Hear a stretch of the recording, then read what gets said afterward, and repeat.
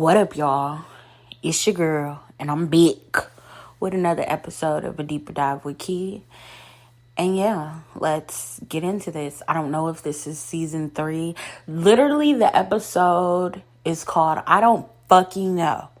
We're going to have to put some bleeps because I'm sure I can't put that in the title. But that's literally where I'm at in life. I literally don't fucking know. So let's get into it. Let's unpack, shall we? The other day, I was reading through like my journals over the last 3 years, and I don't know. I was just like, when I read back my journals, I'm like, ugh, you're so sad. You're so negative. And it's so crazy because like these are, the thoughts that hide within my journal is just like everything that, I allow myself to feel, sad, discouraged, whatever. But it's things that I don't outwardly say. Like when I talk to my friends, I might be annoyed or frustrated, but, I always try to appear with that optimism. But in my journal, I could just, the masses, the positivity goes out the window. I could just be, And I just realized that, like, majority of my journal entries are so negative and so sad. And I'm literally, like, when I read my journal for the last, 3 years, I was, kind of skimming through them. It was just how, trapped I felt. Like, I still feel trapped, in a sense. In that instance, I was trapped in a house with people I couldn't stand in a negative, toxic environment.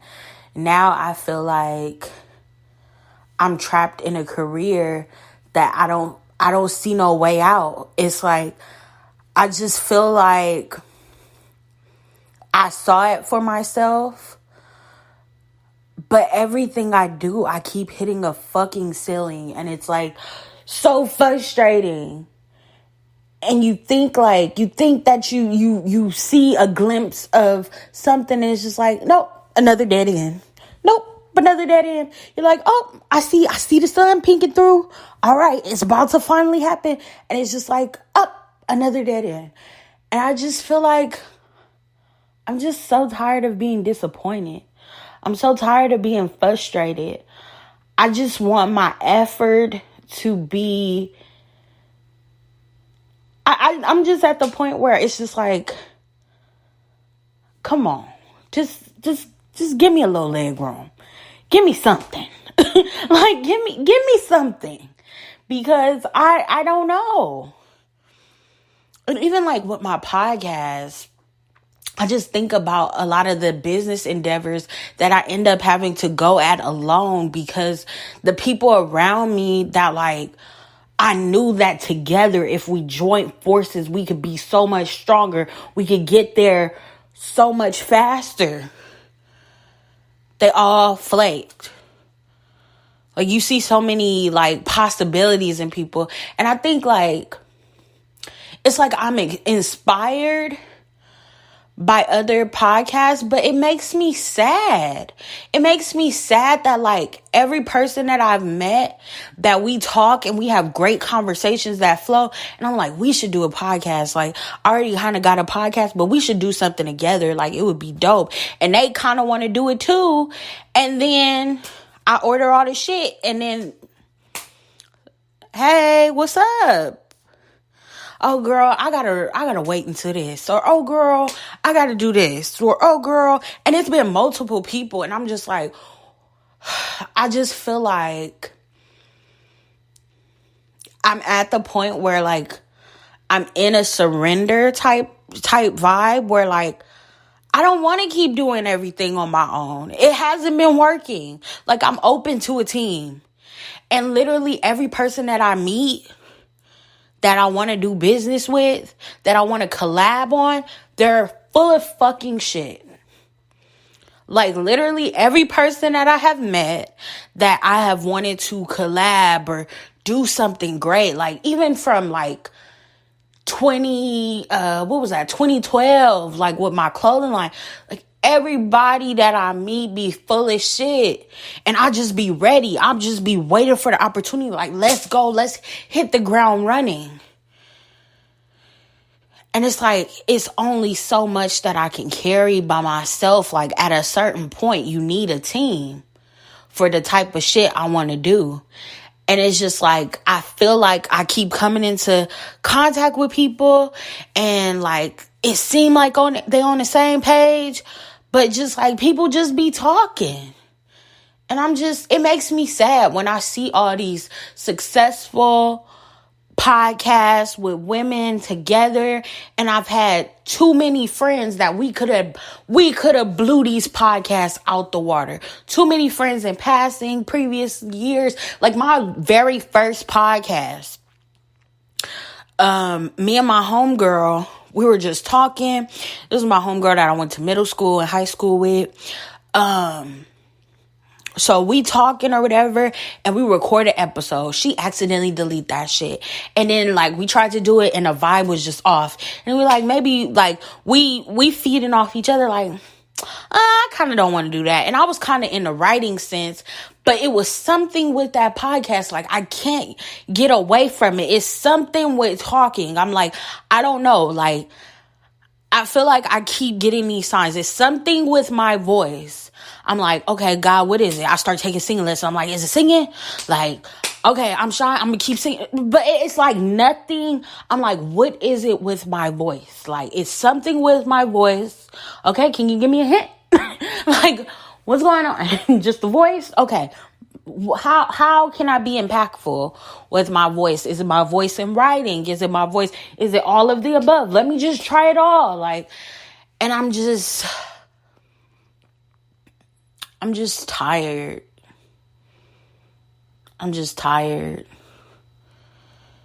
And it's just like, I've been at the point where like surrendering and I'm just like, okay, everything's gonna, but it's like, damn, how long do you have to be optimistic? Like, how long do you have to, positive thoughts, positive vibes, positive love? I'm speaking this over my life. I'm speaking this. Like, how many years do I have to speak? Like, am I full of shit too? Cause I mean, I'm putting in the work, but why ain't this shit materializing? I'm having these dreams consistently, but why isn't this shit like coming to pass? Like, I feel like I'm going fucking crazy. Cause like, this is not it. And then I feel like if I let everything go, who am I? Who am I without my drive? Who am I without my ambition? Who am I without, striving towards something because I have nothing? I don't have immediate family. I don't, and everybody can say you got God. But I'm talking about like, come on.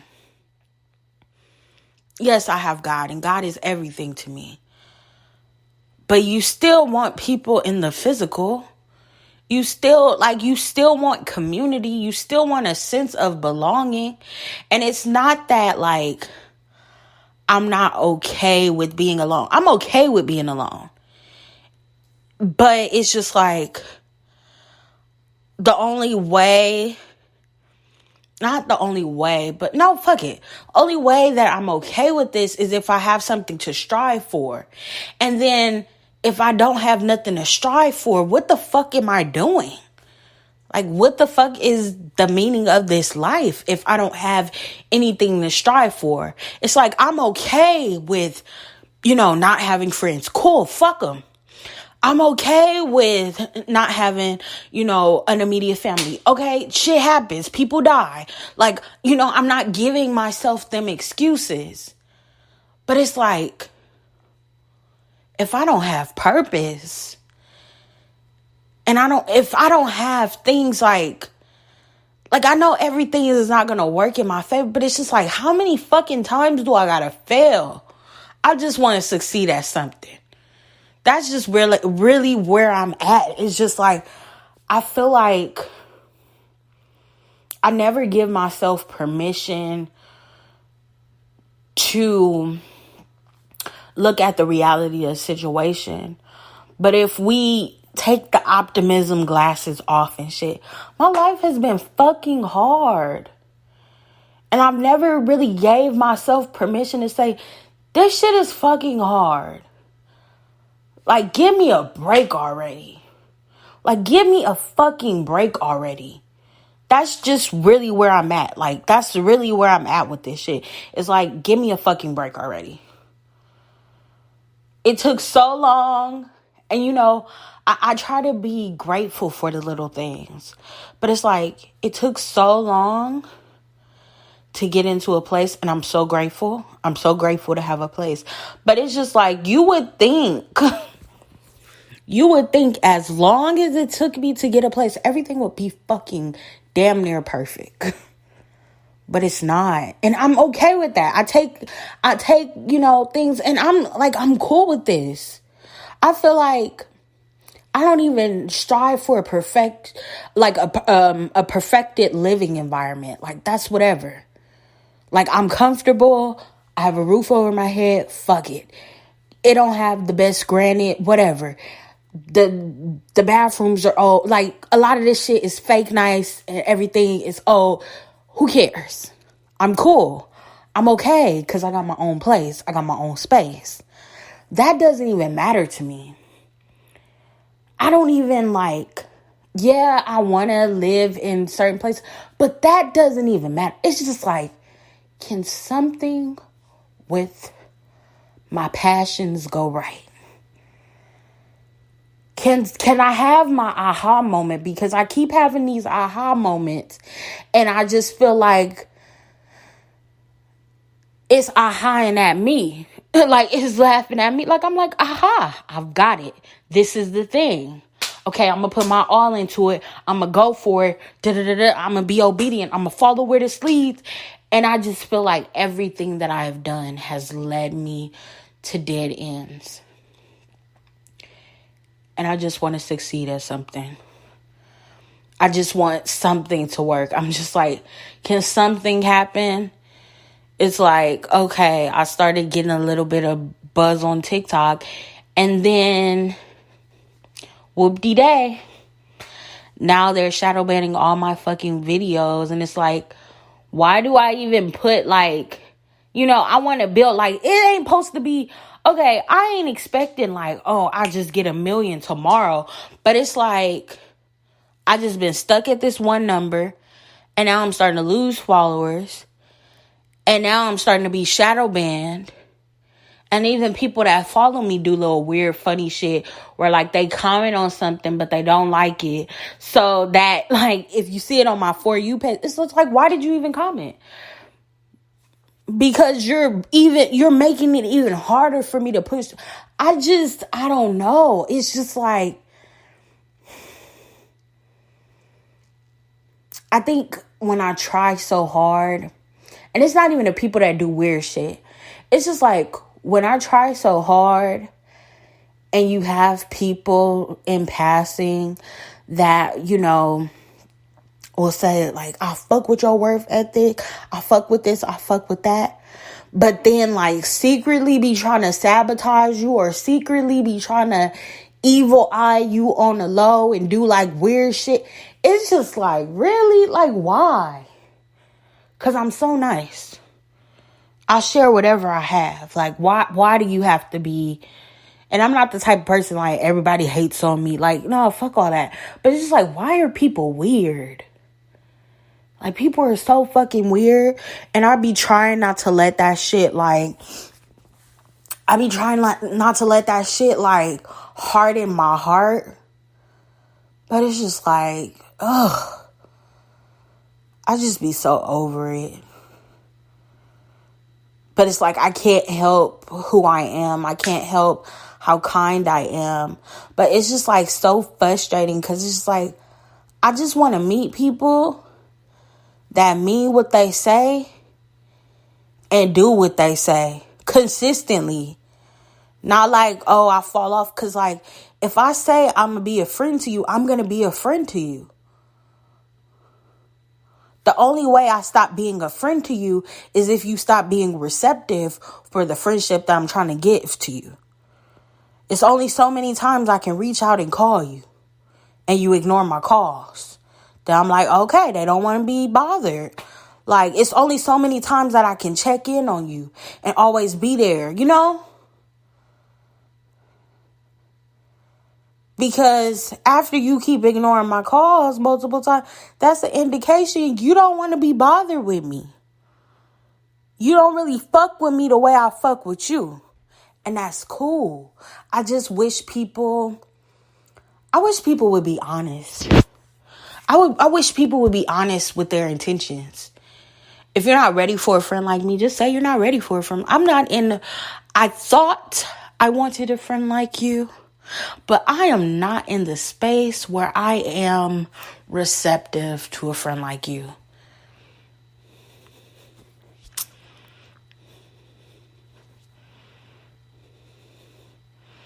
I'm just tired of like thinking that I found good friends, or thinking that like even people that I've known for a while, thinking they are good friends. And then it's just like, damn, bitch, am I a bad judge of character? Because it's like, why I'm always getting burned? And I don't ever like victimize myself. But today I'm giving myself permission to be like, okay, some fucked up shit keeps happening to me, and I'm tired, and I'm sad.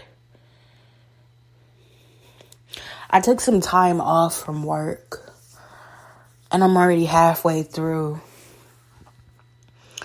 You know, a couple of weeks ago, I had this really like, I felt like a spiritual encounter, and I was just motivated to get this tattoo. So I had an appointment for my tattoo today, and you know, when I went to sleep last night, I was like, I don't really want to get this tattoo. I was like, I'm kind of over it. Like, I was motivated, but then I was just kind of over it. But I was like, you know what? I don't want to keep rescheduling, or, you know, I'm going to still go. And so when I wake up and I'm about to get dressed, guy hits me. He says he was just in an accident, and he'll, you know, follow up with me to reschedule and whatever. Meanwhile, in the back of my mind, I'm like, okay, cool. That's a sign I don't want a tattoo from you anyway. I kind of want to just cancel. So when you try to reach back out to be like, I'm not even interested in getting a tattoo no more. I gotta work. I ain't even gonna be available. So it's cool. You know, I'm just kind of over it. But I don't know. Y'all, I just ain't been motivated for nothing. I'm just tired of losing. And I know that I have endurance. But it's like, how many years do I have to endure? Like, show me something. And followers ain't showing me nothing. Like, show me more evidence. I need to see more. I need to see a brand deal. Something that, okay, this is on the right path. I need to see a partnership. Something. I need to see an opportunity that I'm like, okay, this could be something. I don't want to just see fake numbers. Because what are numbers? What is thousands of followers if I ain't getting paid for it? If it's not a way, not saying you do things for the money, but I think I've done shit for the love for so many years. I've made all types of content. It's like, it's about damn time I start getting paid for this shit at this point. Because it's like, if I'm not getting, like, why am I doing this? Like, open up another path or something. In the words of Miami, something. Something. Like, open up an avenue where I'm like, okay, well, maybe this is not the thing. But it's like I keep getting all these false confirmations. I'm feeling like they're confirmations. Oh, this is a sign. Or even like with my book, I've gotten so many affirming messages that my book is great. But why is this book not selling? Like, why? I've believed it to be a success. And I truly believe it's a success. Why is it not what I'm seeing? Why is it not materializing? And I don't know. I'm just over it all, bro. I'm over it all. I'm over failing. I'm over trying. I just feel like my life is a prison. I feel like I'm just stuck here. Like, to be quite honest, I'm not feeling, like I need to call a hotline. But I'm kind of over this life. And I pray to God, I pray to the good Lord that reincarnation is not a thing, because I do not want to fucking come back. Because, y'all, I made a TikTok a while ago. Y'all, if reincarnation is a thing, do not bring me back, because I hate it here. Like, I hate it here. It's ghetto. Like, if I would have knew that I would have had to struggle so much in this life, like, I would not want to come here. Like, why am I here? Like, everything gonna fail? Like, we just gotta have a conversation. Come on, Lord. So everything gonna fail. Everything that I put my mind to, I'm just gonna be a failure in life. Why is you giving me all these motivations and these spiritual dreams? I'm just gonna be a failure in life. What is we doing? Like, how long is we struggling? Because I'm tired. I ain't got the Job endurance. I thought I related to Job. I ain't got the endurance for it. Like, y'all, I feel like my life is like Job. It's like you grow up and you're like, I love Jesus. Okay, take everything away from her. Okay, I love Jesus. Okay, I still love Jesus. But Jesus, come on. Why am I struggling? What's going on? What's the deal, y'all? Come on, God. What's up? Hello, Father, can you hear me? Like, what it do, boo? What it do, OG? Because I'm tired. I am tired. Like the washing detergent, I'm tired. Bro. It's like I be having to laugh to keep from fucking crying. Because, like, I'm exhausted. Like, I'm exhausted. Like, I literally have gray hairs in my baby hairs. Bitch, my edges is running away from my edges. They running away from the edge of my head. I'm tired, y'all. I said I'm tired. I ain't gonna take my life or nothing, but I'm tired. I'm fucking sick of this shit. Like, bro, like, who would have signed up for this life? Come on. We gonna make it a little comical, but, like, come on. Like, let's go through this shit. Who would have signed up for this life? Like, oh. Okay, so I'm gonna, your dad is gonna pass away when you're 7. He's the best person that you've ever met in this life. You had, like, damn near, like, a Cinderella experience growing up. And then, I'm gonna take him away at 7. Then everybody, like, you're gonna grow up at the cemetery. That's what you're gonna do. You're gonna grow up at the cemetery. You live there. Y'all play inside on the floors. Y'all always there. Every other week, somebody dead. Grandma dead, grandpa dead. Everybody dying on holidays. Your mama's sister done got cancer. Then she dies. Now her mean ass daughter is coming to live with y'all. Bitch done tried to get... Like, if they would have told me the type of shit that I would have had to go through in my life, bitch, 0 out of 10. I wouldn't recommend. I don't want to do this. Like, I don't want to do this. Okay, let's run down the shit. And ask me why I ain't crazy yet. We gonna keep running down the shit. So, everybody done died. You went from seeing Christmases with everyone at the table to that motherfucker getting emptier and emptier until it's just you and your mama. Okay? Y'all don't even eat dinner at the dinner table no more. Y'all in her room watching the Black Circus. And then, you think you ain't seen no Lost in a while? You ain't seen no losses in a while? Boom, boom, boom. Here we go. You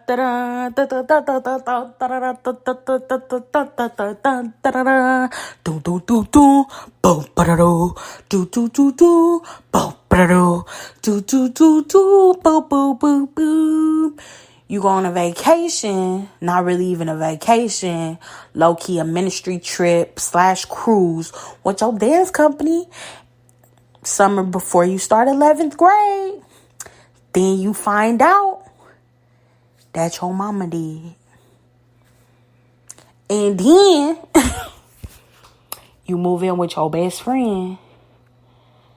Your best friend is like nice nasty to you. You don't got nobody to talk to now. And it feels like all this time that y'all were best friends, she really just liked your mom. So, you're mostly in your room, in the dark, crying, listening to rock music. Oh, yeah, sad life. Okay. Then, y'all go off to college. Friendship gets even more strange. You start choosing people over you. But, something good happens. You meet this girl that is your roommate that ends up being like one of the best friends that you've ever met. But then she end up transferring school. So, once again, you're by yourself. Oh, meanwhile, rewind. Week after you graduate from high school, I'm going to take the majority of vision out of your left eye. How you like them apples? You're going to wake up partially blind in your left motherfucking eye. All you can see is peripherals in that left bitch. And it's blurry as a motherfucker. And you got to get a spinal tap before you go off to college. How you like them apples?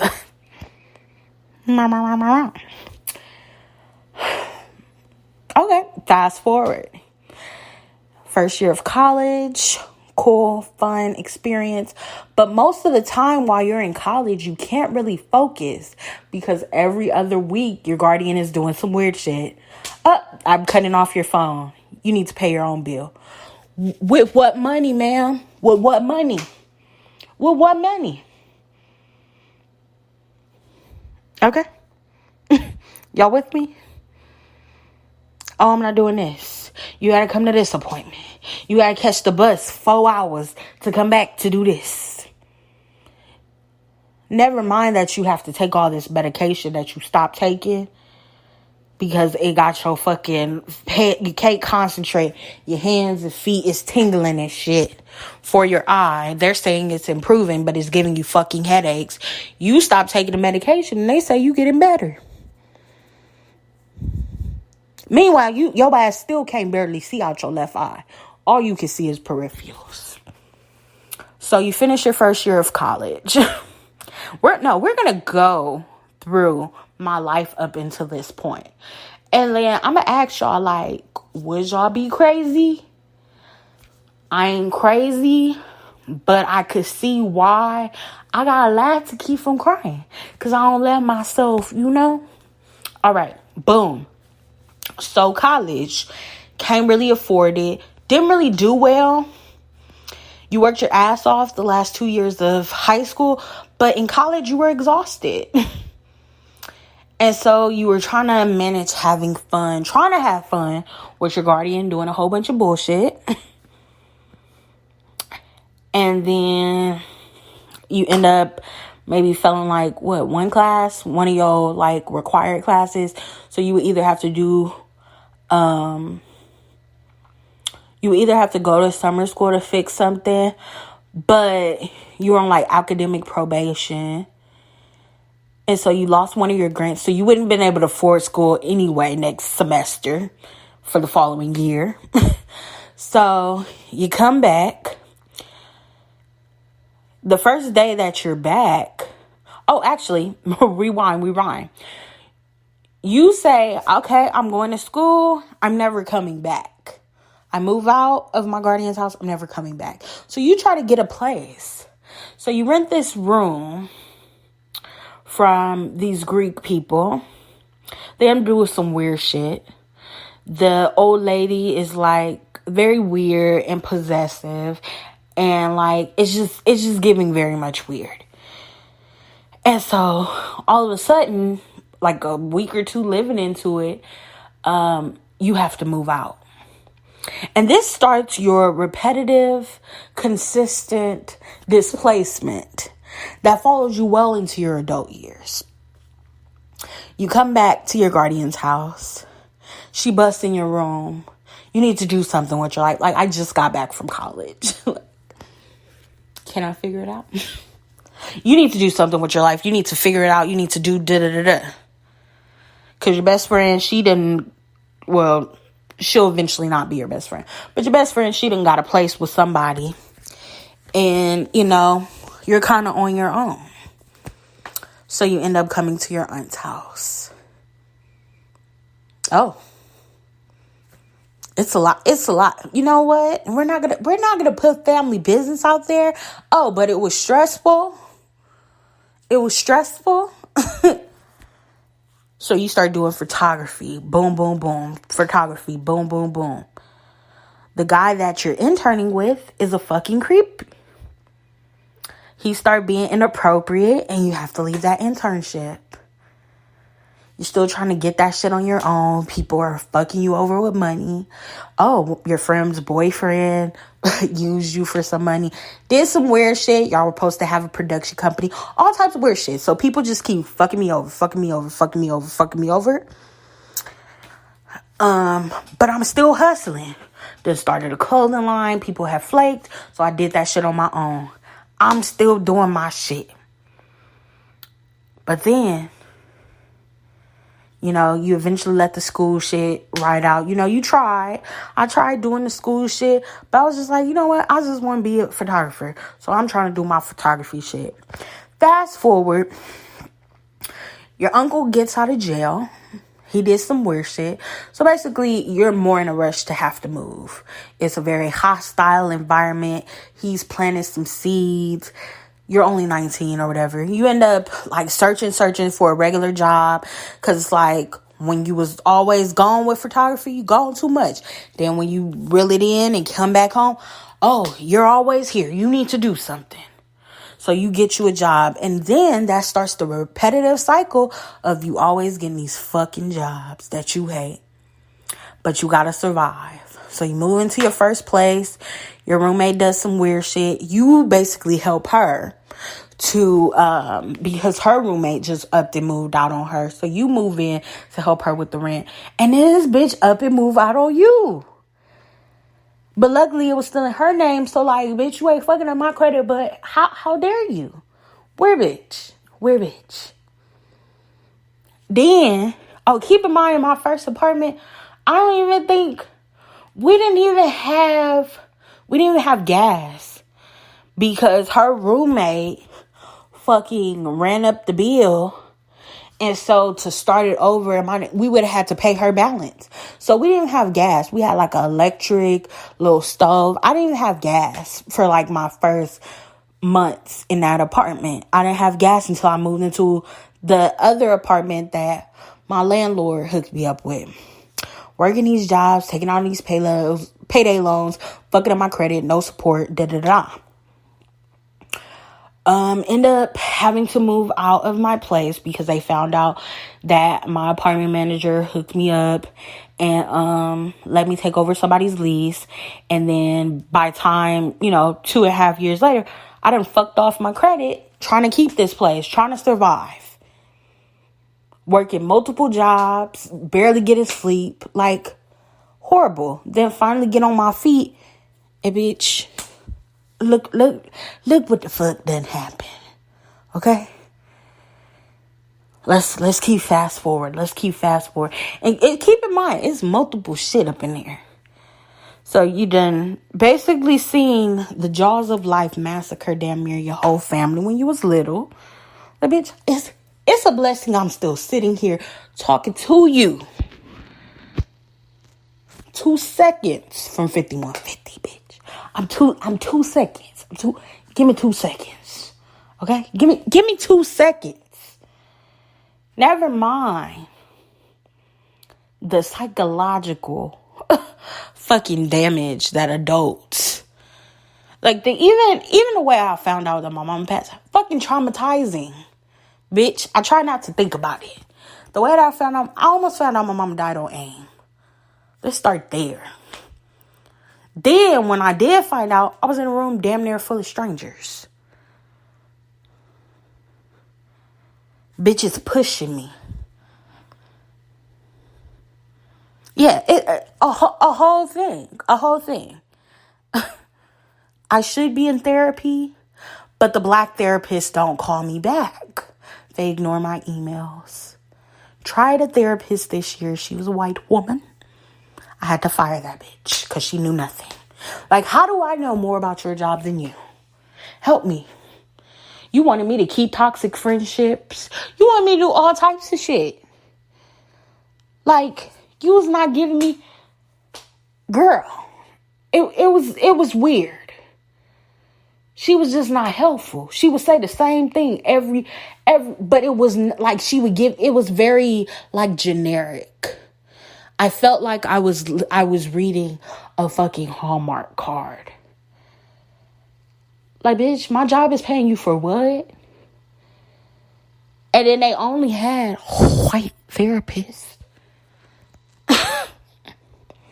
I done tried to go to the Taraji program, and I finally found a good therapist. And then what do you know? They done accidentally got me with somebody in Tennessee. She can't even see me because I'm out of her jurisdiction. So I had thought I finally found... And then, like, the thing... Can we talk about therapy for a minute before I go into my spiel of my whole life?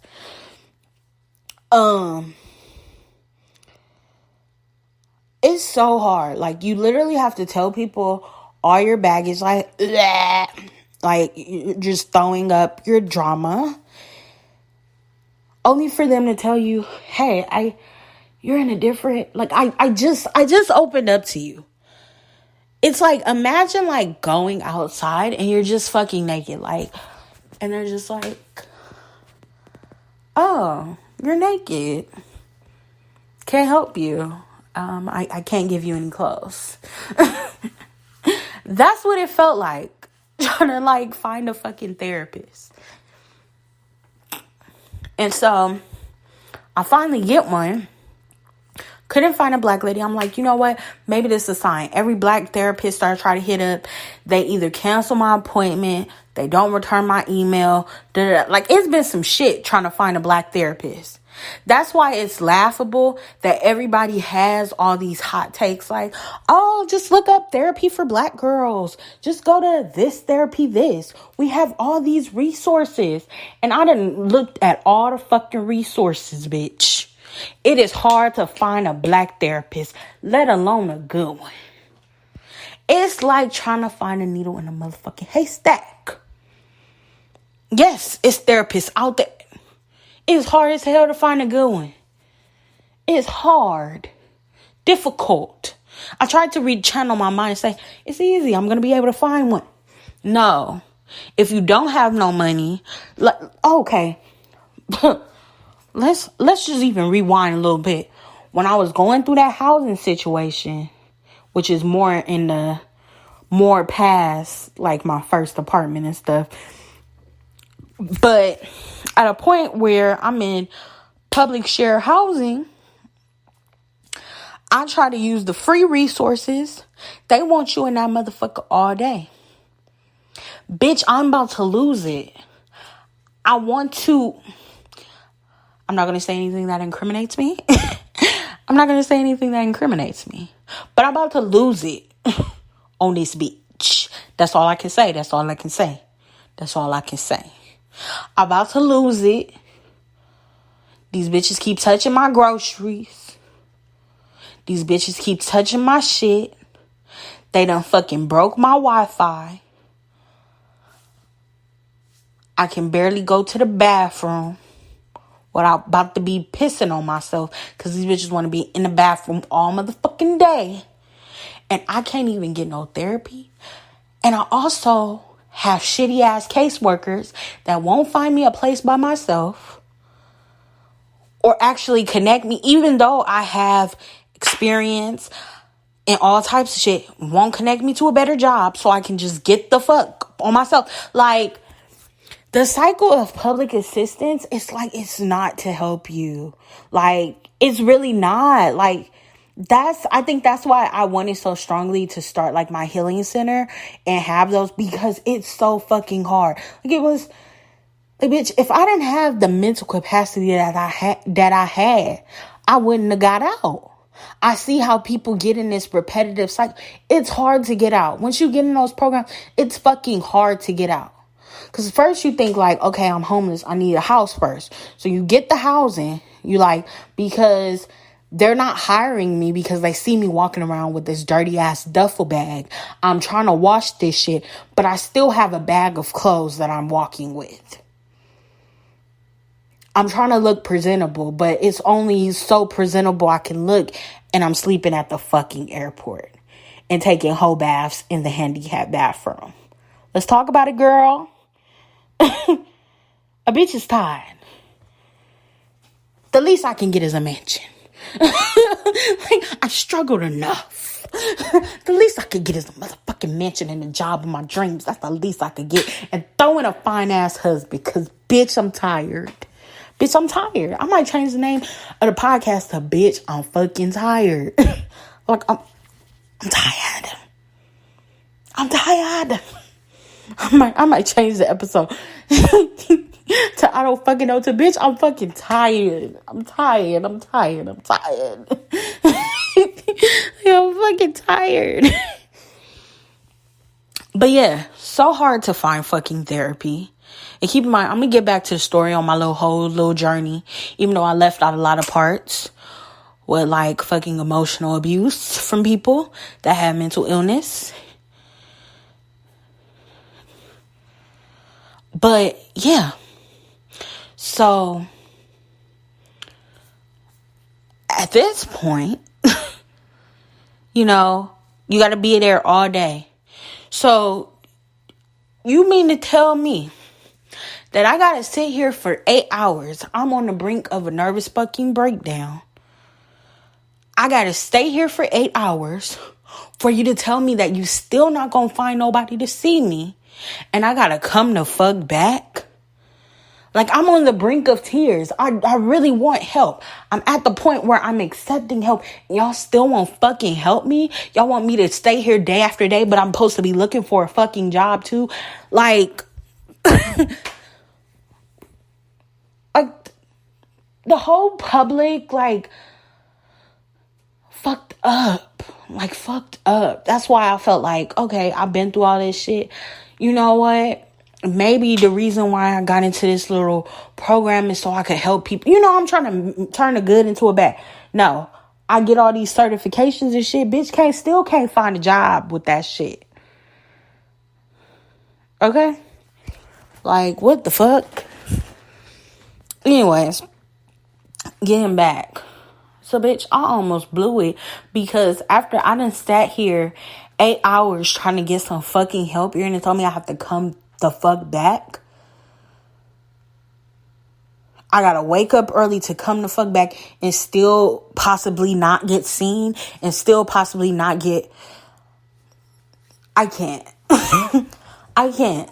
Like, they make you, for any type of public assistance, you really gotta jump through some hoops. To get into that housing bitch, I had to stand in some lines. I had to have interviews. I had to sleep at an airport for months and months. I had to go through a few shelters. To do all of that, to get into a housing with 2 crazy ass fucking roommates.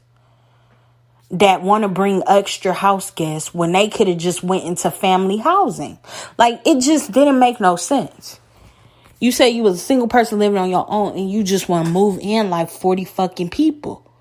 The first person didn't bring her boyfriend fucking kids, they friends that is homeless, like his cousins. It was a lot. And them kids was fucking bad as fuck. It was a lot. It was a lot. He talking about, yeah, I'm coming and start doing y'all yard and stuff. Like, bitch, can I just get used to a man? And then, this with more than even the extra house goes. With my first fucking roommate, bitch. Come on, let's go through the shit. I'm skipping over a lot of shit. But, child, with that first fucking roommate, the thing that really pissed me off about a boyfriend, not that they argue all the time, because that was another thing. Y'all screaming at each other at fucking 2 o'clock in the morning. Annoying. But I wake up to do my morning pee, and this nigga done took a shit. And his shit smells repulsive because all he eat is fucking hot Cheetos and motherfucking Capri Suns at 20-something, damn near 30 years old. If you don't eat some fucking vegetables, nigga.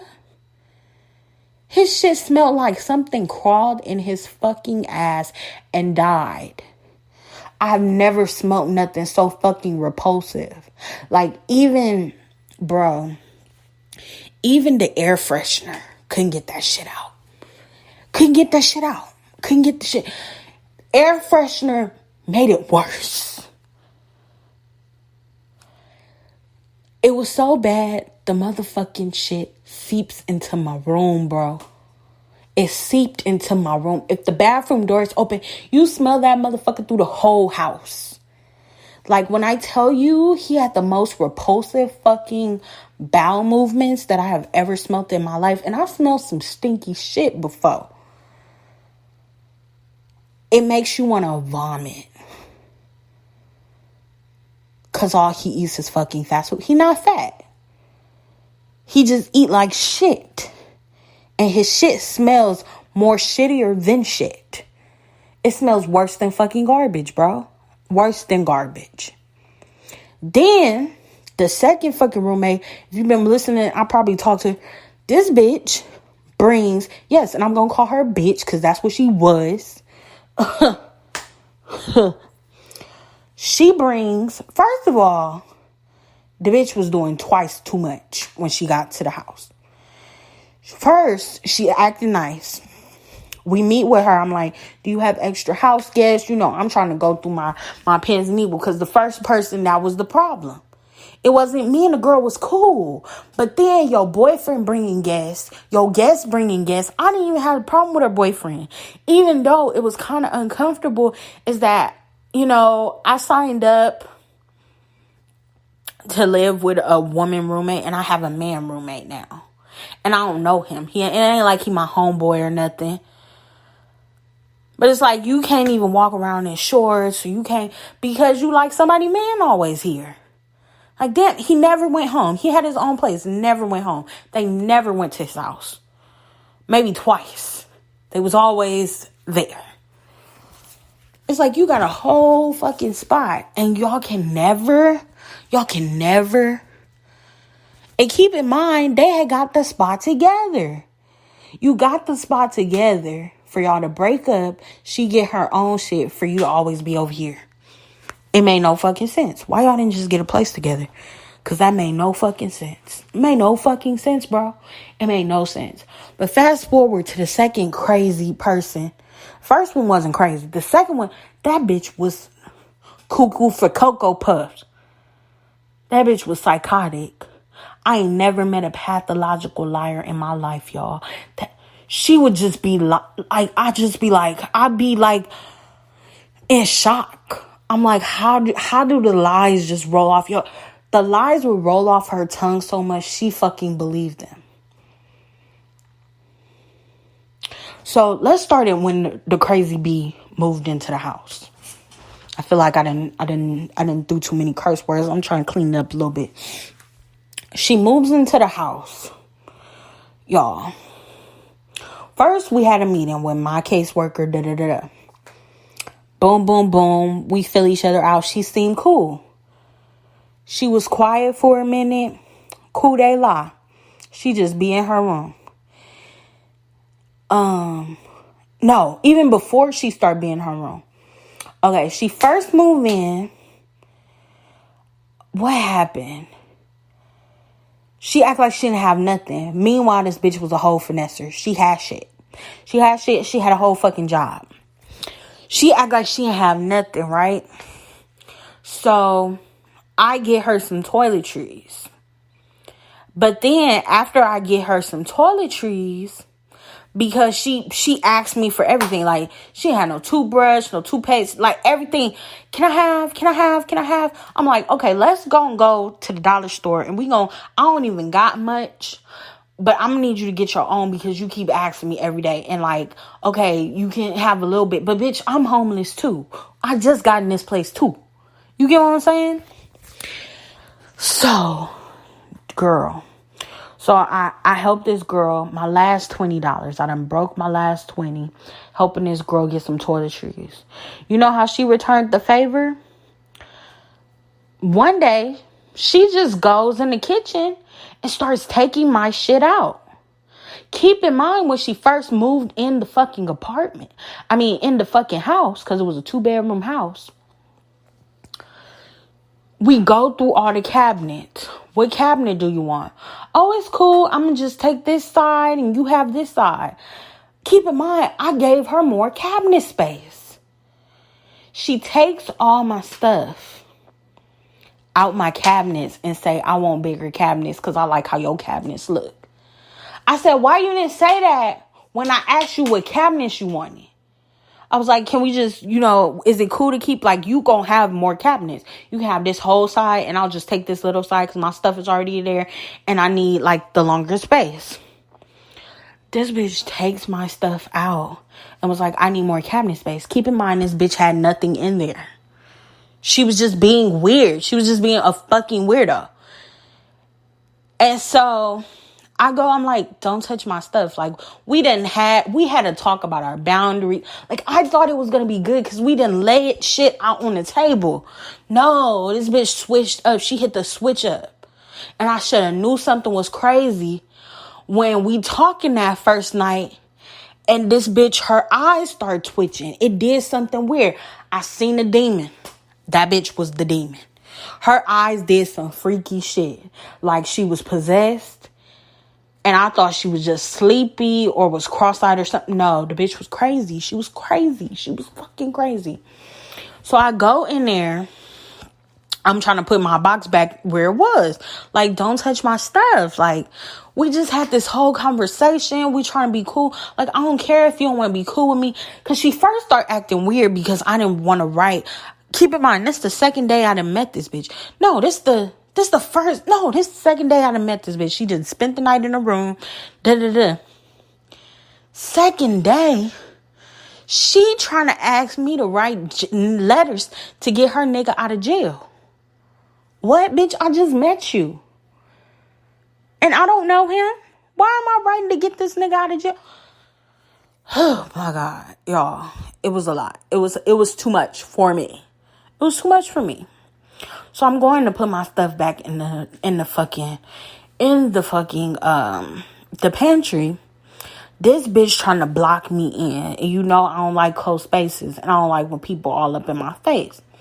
So, y'all, I almost lost it all. Fast forward, we did end up fighting, but we didn't fight at that time. We didn't fight until like a year or so later. But I have been holding my composure. Like, since the first moment she stepped in that motherfucker, she was trying me. And I came with kindness. I came with Skittles, flowers, ladybugs, and kindness. And she came with sour apple bitter bitch, just weird. Just a dummy. She was dumb. She was like, it was just a lot. And no shade to the dummies out there. Because dummies need love too. But she was like, you know how people be dumb and then like they're almost like intimidated by your intelligence. And I'm not one of that person. Like, I know everything. But, you know, I just, like, you can tell I got some sense when we talk. Like, if we start talking about something very intellectually stimulating, I'm going to come with the vocabulary. Bitch didn't like that. She didn't like that I was smart. Anyways, she's blocking me in. I'm by the stove. She's, like, trying to block me into the corner. And I'm like, move out of my way. Like, move. So, I go past her. And, she's like, don't push me, because she wouldn't move. She's like, you need to say something to me. Like, no, bitch. I'm trying to put my shit. You took my shit out the thing. I'm trying to move. You in my way. And the shit falls on my head. So I'm already pissed. Like, just get out of my fucking way. No, I'm not telling you excuse me. Because, bitch, you done violated. So this bitch like, oh, you pushed me, because I just walked past her, like, moved. I didn't push her. I just, like, shoved her as I'm going, like, not even intentionally shoved her, but it's like, if you're blocking my way, like, I'm going to accidentally shove you because you're in my way. You're blocking me, right, y'all? So this bitch like, oh, you push me. I'm like, stop following me. Like, just leave me alone. Like, leave me alone. Then I'm like, she keep antagonizing. I'm like, bitch, what's happening? Like, I'm tired of your shit. Like, you already come in here talking shit. Like, let's get out. She's like, I'm pregnant. I'm like, oh, you a scary bitch. Okay. Now she pregnant. Was never pregnant, y'all. I'm telling you, the bitch psychological. She was a psychopath. Like a literal psycho fucking path. She would just do weird shit. So I go in the bathroom because it's like, bitch, like, first of all, you just did all this weird shit. You start moving my stuff. Like, and I just spent my last money on you. Like, spent most of my last money on you. Trying to be a kind person, even though I'm down on my luck. Like, bitch, fuck all this shit. Then she talking shit. Oh, so I'm going to the bathroom. I wasn't even about to throw her shit away. I'm going to the bathroom. Keep in mind, I didn't barely have nothing. I had been sleeping at the fucking airport. So I had a couple of pillows and stuff. I gave her, she didn't have nothing. She claimed she didn't have nothing. But meanwhile, the bitch had stuff. She had a whole bunch of stuff at a whole nother place. Because this is what this scamming ass bitch does. She goes from like program to program, milking the shit because she was in foster care. So she a smart dummy, but she's a dummy nonetheless. Sometimes she be trying to finesse so much she finesse herself. Cause she just dumb. She dumb, but she smart. She know how to work the system, but sometimes she be trying to finesse so much that she fucks herself in the process. But anyways, y'all. So basically, she was having like 2 spots. She had a whole nother spot. But then she ended up losing that one. Because she was doing some weird shit.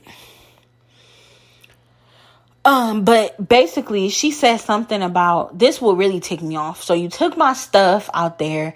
Then you blocked me in. You keep following me all around the house, antagonizing me.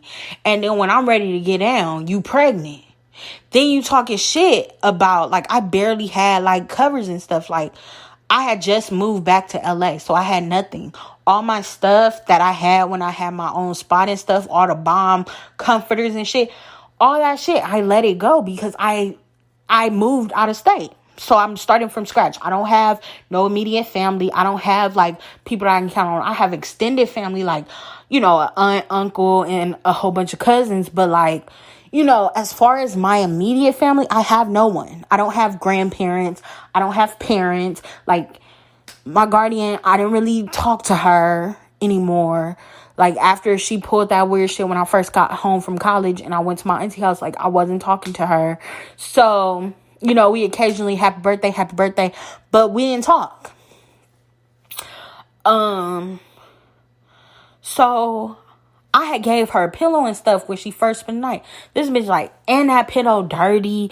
You gave me this dirty ass pillow. Hey, bitch, you didn't have to take it. You didn't have nothing. I'm giving my last, and now you ungrateful? I said, bitch, fuck this. I went in the shower. I took all them toiletries. Like, bitch, I'm about to throw this shit in the trash. Like, fuck you. She's like, take this dirty ass pill. She's like, don't touch my stuff. I was like, bitch, I bought this shit. You're being rude to me. You disrespecting me. And like, and I'm not even an Indian. She's like, you're an Indian giver. I ain't even an Indian giver like this. But no, bitch, I'm not gonna buy you shit and you keep fucking disrespecting me repeatedly. And then like, you think you about to go in the bathroom and like do the most? Oh no. No, bitch. I'm throwing all this shit away. So I threw this shit away and then cause she talking shit about stuff that I gave her. So I'm like, well, fuck it. You don't want it then? So I threw this shit away. She's like, oh, you threw my shit away. Da, da, da, da. I was like, well, makes two of us, bitch. You didn't touch my shit. Then she goes and throws the pillow that I gave her in the trash. Throw it in the trash. You know what I'm saying? But yeah. Then after that, we end up, like, I had gave her so many chances. We resolved it or whatever. I'm not about to argue with her over a cabinet. You know what? Take the shit. Like, you're childish. I don't want those cabinets over there. Like I had a knife set that could only fit in a certain part. And it's like, bitch, you don't have nothing tall. Like, I have these 3 cabinets and you got like 8-10 other cabinets on the other side. And you don't want to use it over some petty shit. Like, you're a kid. And I'm not about to argue with you. I'm over it. Like, I just want to move. I'm ready to go. You get what I'm saying? But it was so hard getting out that fucking program. Fast forward, she's quiet. She mostly stays in her room. Cool. Then one random day, I come home from getting groceries. Is this random 40-year-old lady up in the house? Hey, how are you? Hi. And me and this bitch ain't really cool. My roommate, cause I think we got into it again. She like, hey, how are you? Like the bitch lived there. Like, what type of guest are you? You just, hey, how are you? Walking in like she owned the place. Oh, can you help me, turn on the shower? I help her turn on the shower. But first of all, bitch, that's weird. You didn't even tell me that you was having guests. And then, why don't you help your guests with the shower? Like, I'm never going to have my guests have to be a burden on anybody else. So that was like strike 1 and 2. Because first you got a random bitch in the house. You didn't introduce me. You didn't tell me she was coming. Fast forward, that bitch lived with us. The whole time that bitch lived with us. She never left. She would never leave. It went from like, when is she leaving to this bitch is just here. She would wash her fucking clothes in the fucking, on my side of the sink. She would wash her clothes in the fucking sink and her hair and leave hair and shit all over the fucking sink. She would dry all her clothes all over the dining room fucking table. Just like trifling shit. Leave clothes up. She would cook all this nasty vegan shit that would stink up the kitchen. All that fucking impossible meat. I don't know what type of seasoning she put in that shit. Because I eat vegan food sometimes. But I don't be messing with the fake meat. I still haven't brought myself to eat it. I can't do it. Now, the veggies that look like meat, I can do that. But the fake meat that looks processed, I can't do it. I just tried the cheese, and I wasn't impressed. It gives snot. It melts. But just something about the texture gives me snot. And I can't. I'm going to try one more recipe with that cheese, but bitch, I might have to crunch up some cashews because I can't do it. Like, I might have to use the nut cheese because that fake, no, bitch. So, what happened now? So, yeah. It's multiple encounters. And it wasn't just that she had a person living with us. It's that the bitch lied and she finessed the lady. Like, oh, she just staying here briefly. And the bitch lived here over a year. It was crazy.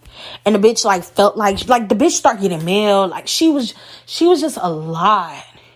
And it wasn't like she was just like, oh, we can just come together and live with each other. Like, I feel like if she would have been honest and upfront about the situation, I might have been more receptive. But she was sneaky with the shit. She just had the bitch in here. And then the bitch would never leave. After that first day, the bitch never left. Never. And then that bitch would bring other guests. It's like, I kept running into the same thing where your guests are bringing guests. Like, we're in a housing program. Like, is you trying to get kicked out? But she never got... That's what blew me.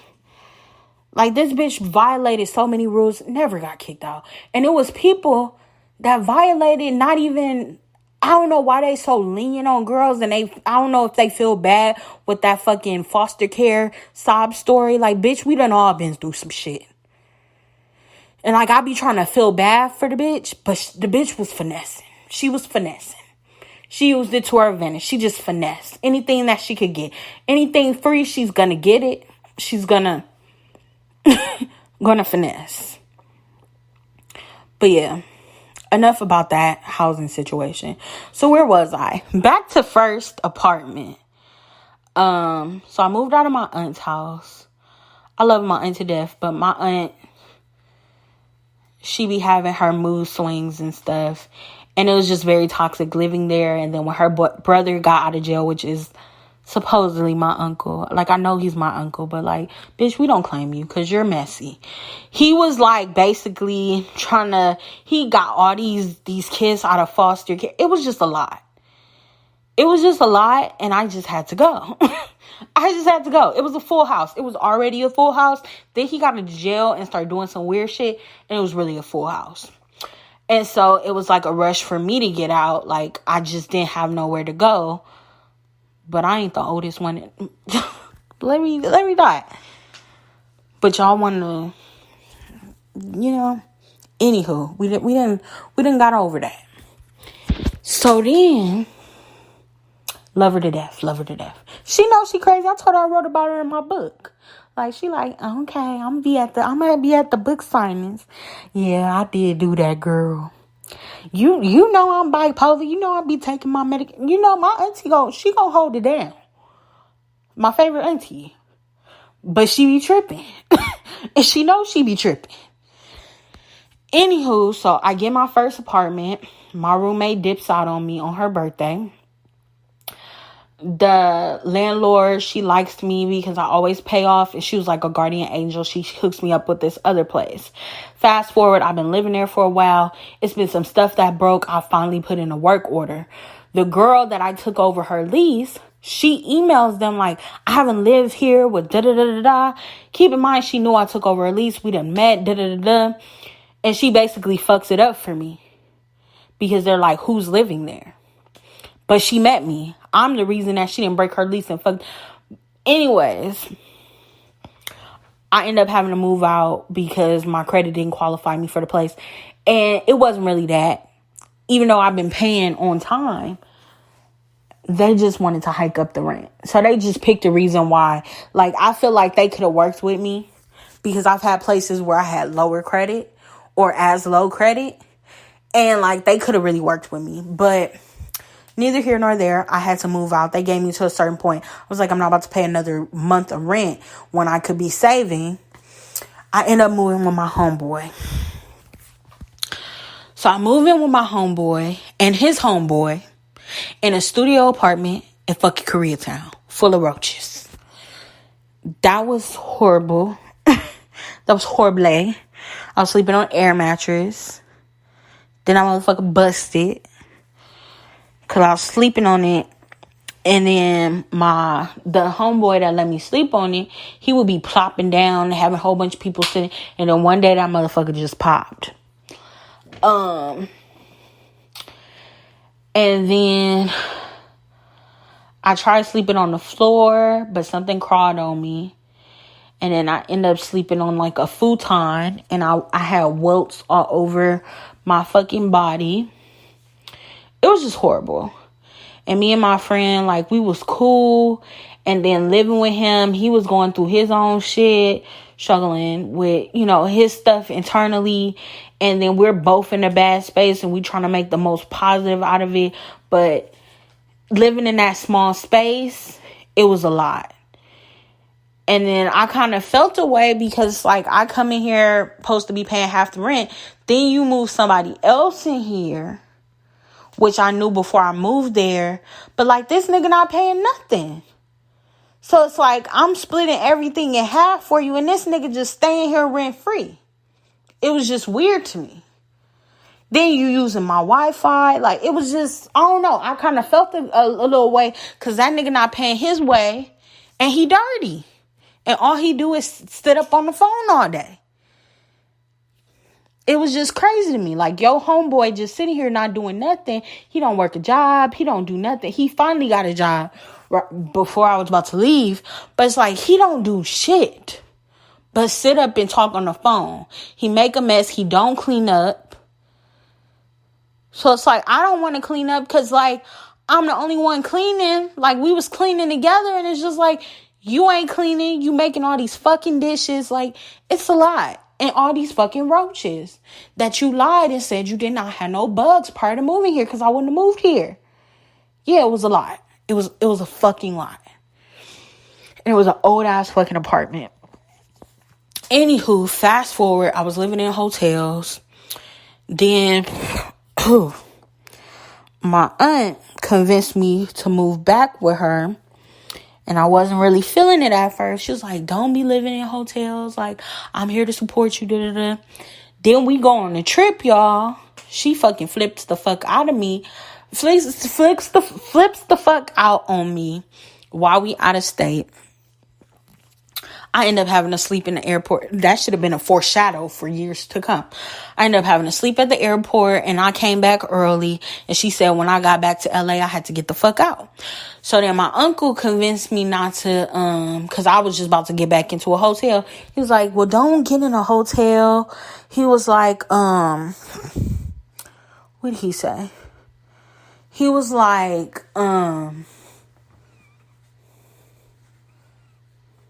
it's like, it just be a different story.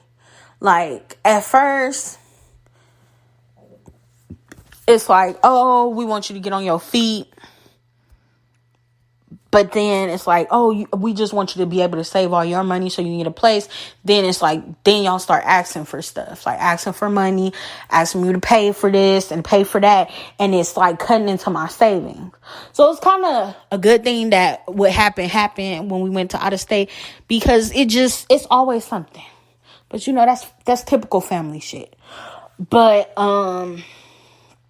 anywho, my uncle was like, you know, just stay here while she's still out of state. And then when she come back, you know, we'll figure it out. And so I just left. The day she came back, before she came back, I just left. It was like, she might get over it.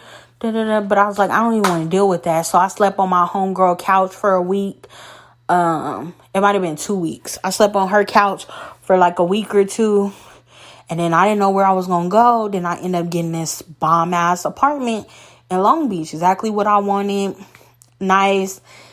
It did have a slight bug problem when I first moved in, but I got rid of them after a couple of sprays, some boric acid, and I had to do what I had to do.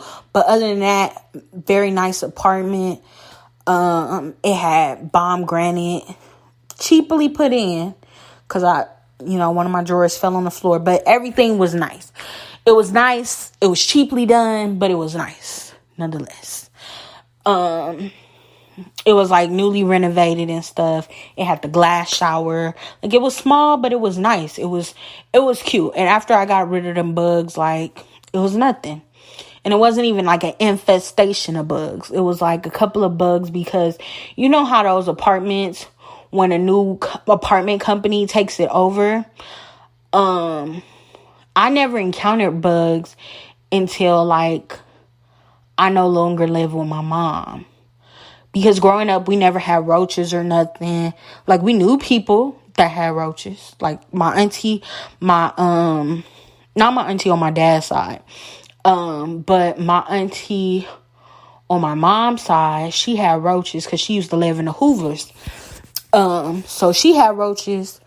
But we never seen them because they kept like a clean house. But my mama knew that they had roaches at her house. So she'd be like, Christian, when you go with my cousin, she'd be like, when you come from where you at, shake out your bag because you're not bringing that shit to my house. My mama didn't play about no roaches. I never seen a roach until I was an adult. And then it was roaches everywhere. It was so nasty. I was like, my mama didn't prepare me for this life. It's ghetto out here in these streets. So, where were we? I lived with my friend, then I got my place. My cousin ended up passing. Then everything just like randomly fell on my shoulder. Come to find out, my mama put me on some insurance paperwork before she passed. So like I was the beneficiary over her shit, so I had to help plan the funeral and shit like that. I was just over it, y'all. And then it was just so many people from the past. Like, up until this point, I've been doing my own thing. Like, I'm like, pretty much when my mom passed, it was like, it was worse than my dad because it was like everything that I had known. It literally was like the Cinderella story. Like, but I didn't have a living parent, so it wasn't like I was living with my wicked my wicked stepmother.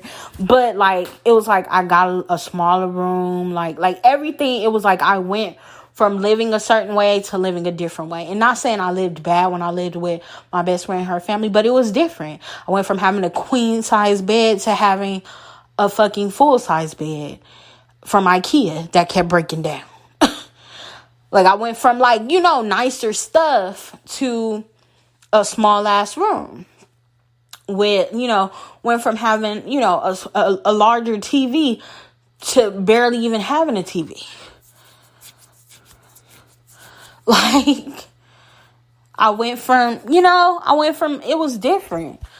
I went from, like, a parent that, trusted you and allowed you to go places and took you places to a person that was like, you can't go nowhere but church and home. So it was really like a Cinderella type of shit. Like, we had to clean because my best friend at the time, we don't talk anymore, but I wish her the best. But her dad had a stroke. And so she used to have to take out his pee. And then we had to share a bathroom with him because my best friend's stepmom, she lived in another part of the house. So she had her own big room. They slept in different rooms. She had her own big room with her nice bathroom with the jacuzzi tub that she got remodeled. And he lived in their old room that was closer to us. It was in the same house. But she had like this huge room. And then he lived closer. He lived on the other side with us, and we all had our own room, but like everybody had their own room. So he would make a mess and stuff. And so we would have to like split chores and stuff. I don't know, it was just different. Like, it was just different. Like, sometimes I felt like me and my best friend sometimes was like kind of the maid. But then sometimes I felt like, I don't know. It was different. Like, it was different. Like, I went, from having Christmases, being the only child, where I just felt like, I shared Christmases and I wasn't not saying I wasn't the star, but like, it was just me and my mom. I went from, we had like people that would stay with us from time to time, but like I went from being somebody's priority to feeling like I was just like Cinderella. Like, I was just like I kind of felt like, even though I didn't go through foster care, I kind of felt like a foster kid. Like, it's just like I already knew them. I used to spend the night over their house from time to time, but living was different. And like when my mom first passed, we would do stuff together. we would go get our nails done and stuff, and she would talk to me and stuff like that. And then when I moved in, like, she just became a totally different person. But I wasn't surprised, because she did that when she ended up marrying my friend dad. So, like, when they were first dating, she was, like, very nice. And then, like, she still, I don't know, it's just a different thing when you live under her roof. Not saying she became, like, the evil stepmother, but, like, she was just different. She wasn't as warm all the time. Like, she would still be warm from time to time, but she was cold a lot of the time. She was different. I'm about to lay it on down, y'all. So you gonna hear a little, you didn't hear plastic at first, but you gonna hear a little plastic, because I'm laying down. I'm tired of sitting up talking and holding the phone. But, yeah, she was just different.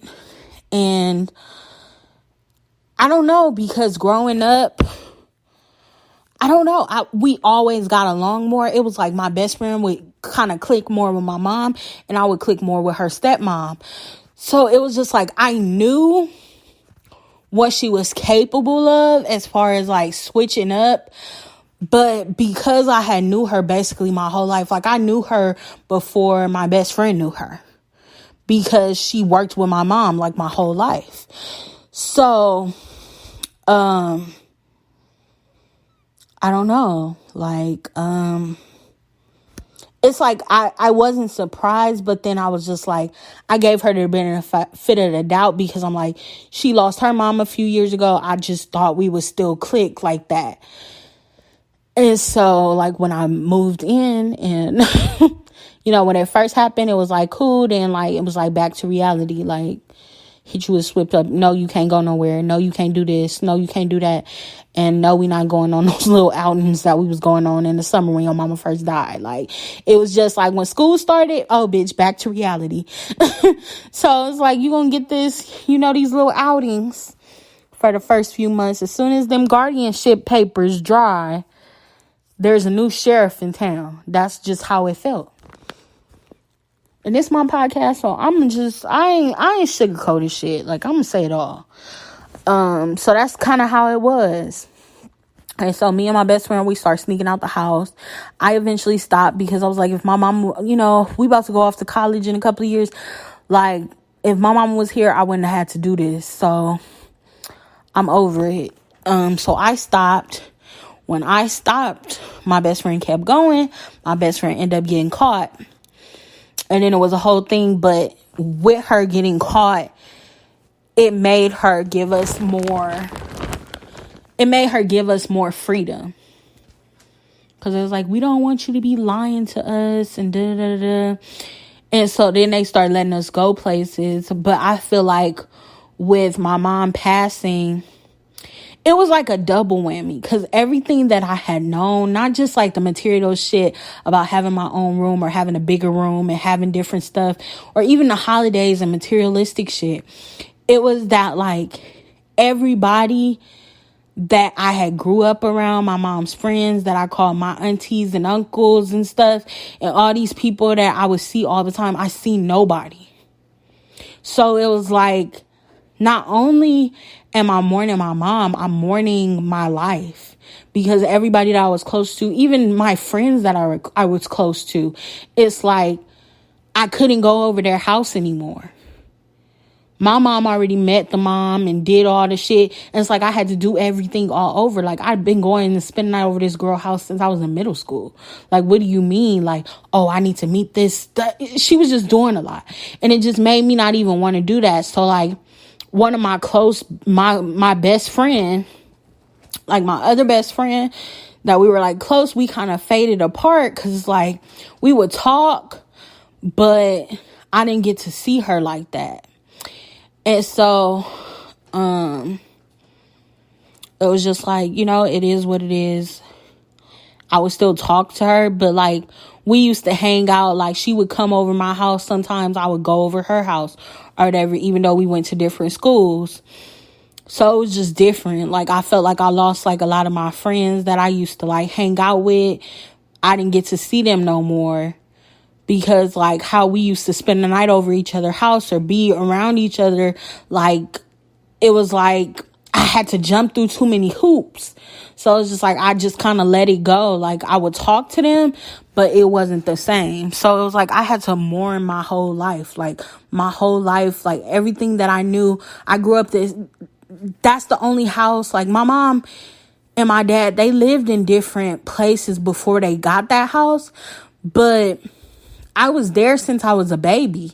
So like all my memories that I remember cognizant, like, cause I don't remember when I was a newborn, but like I grew up in that house.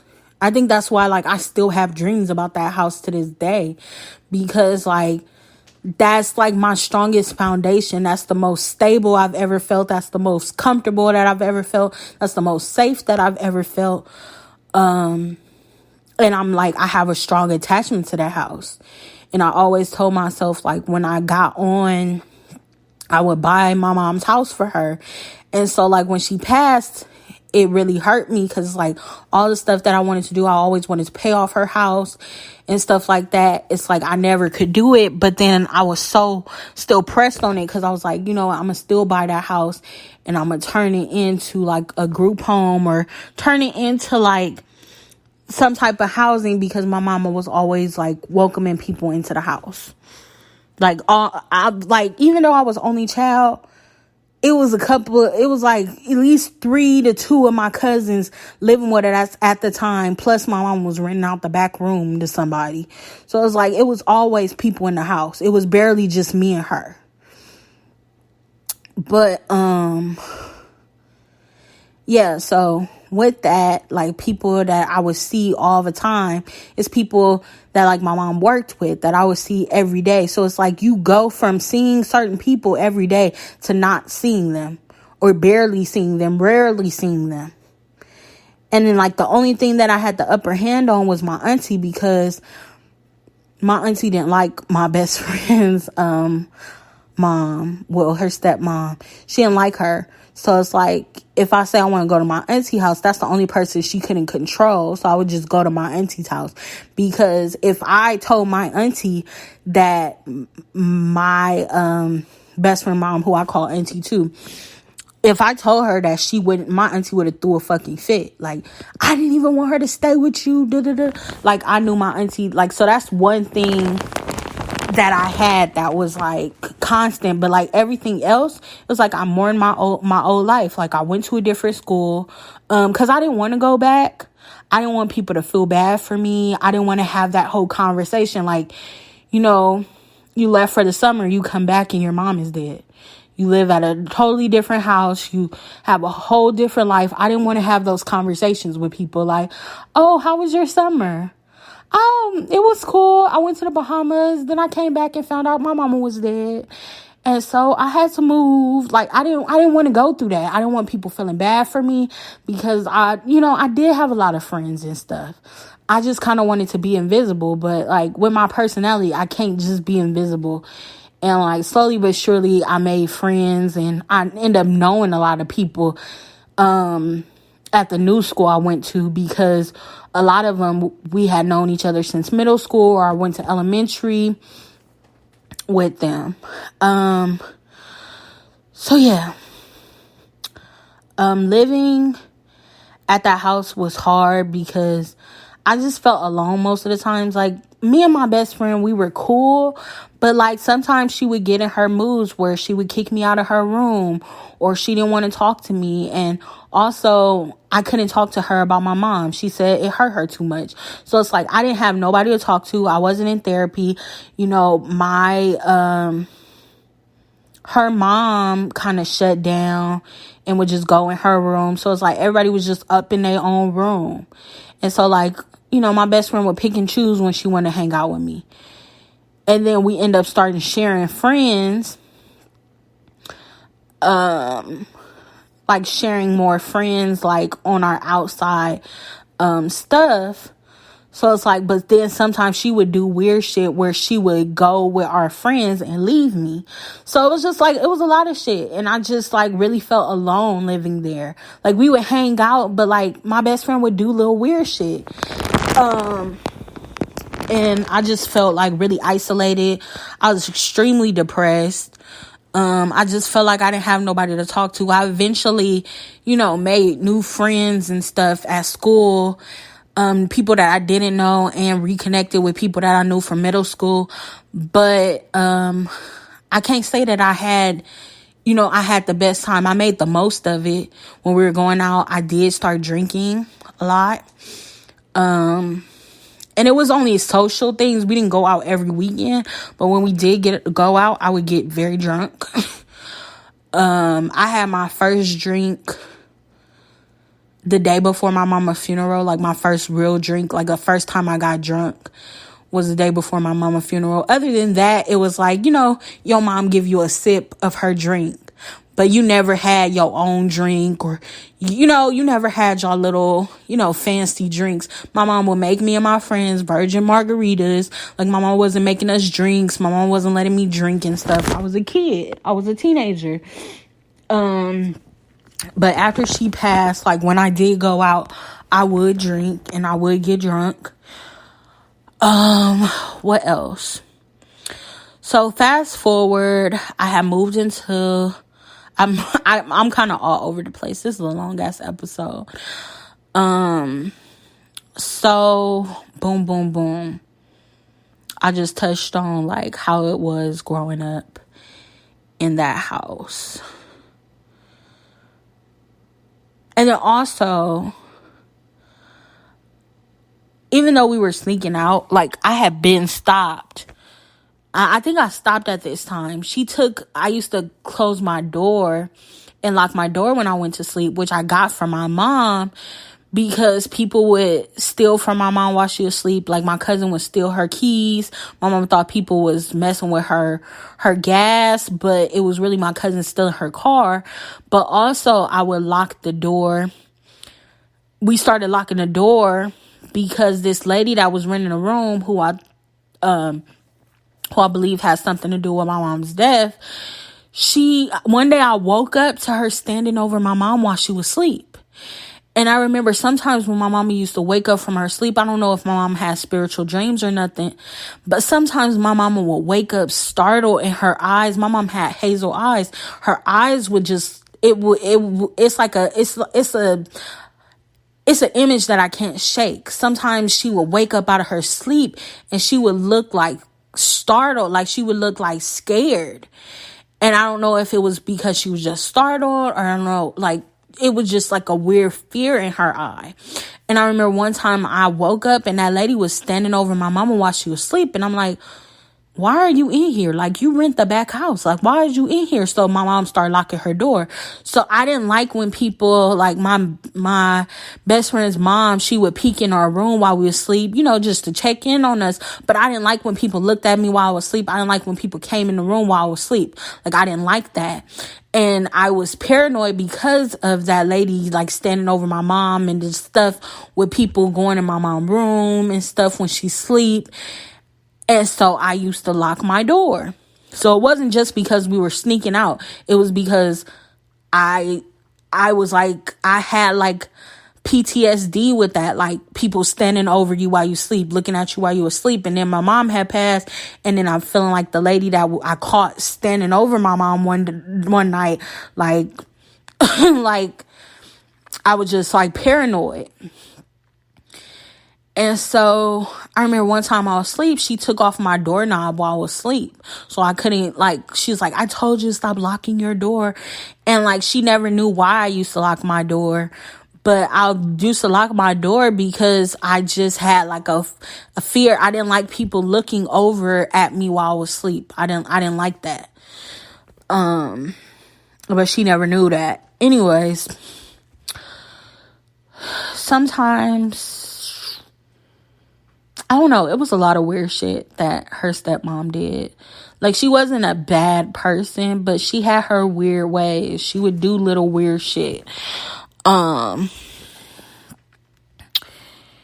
Yeah, she would just do little weird shit. She was just who she is. But she would do little weird shit that I fuck with. And it just made me feel even more isolated and alone. And I just felt abandoned, like my parents just abandoned me. Even though they passed away. But I just felt like I was just left here by myself to fend for myself. Like nobody really had my back. I felt like even though I chose to go there because I knew that my aunt was bipolar, so I didn't want to, I felt like, so the reason why I went with my best friend, I knew it was like the best of both, like both were going to be a bad situation. I knew that I could potentially be sad living with my best friend because my best friend was wishy-washy, and I knew I could be sad living with my aunt, but I didn't want to live with my aunt, even though I'm close to my family. I'm still close to my family. I didn't want to live with her because I just knew I would be too vulnerable while my mom was passed away. And if one of my, my favorite aunts, have one of her episodes and snap on me and my mom just passed, like, I probably would have killed myself. Like, I'm just being honest. So I didn't want to go live with her.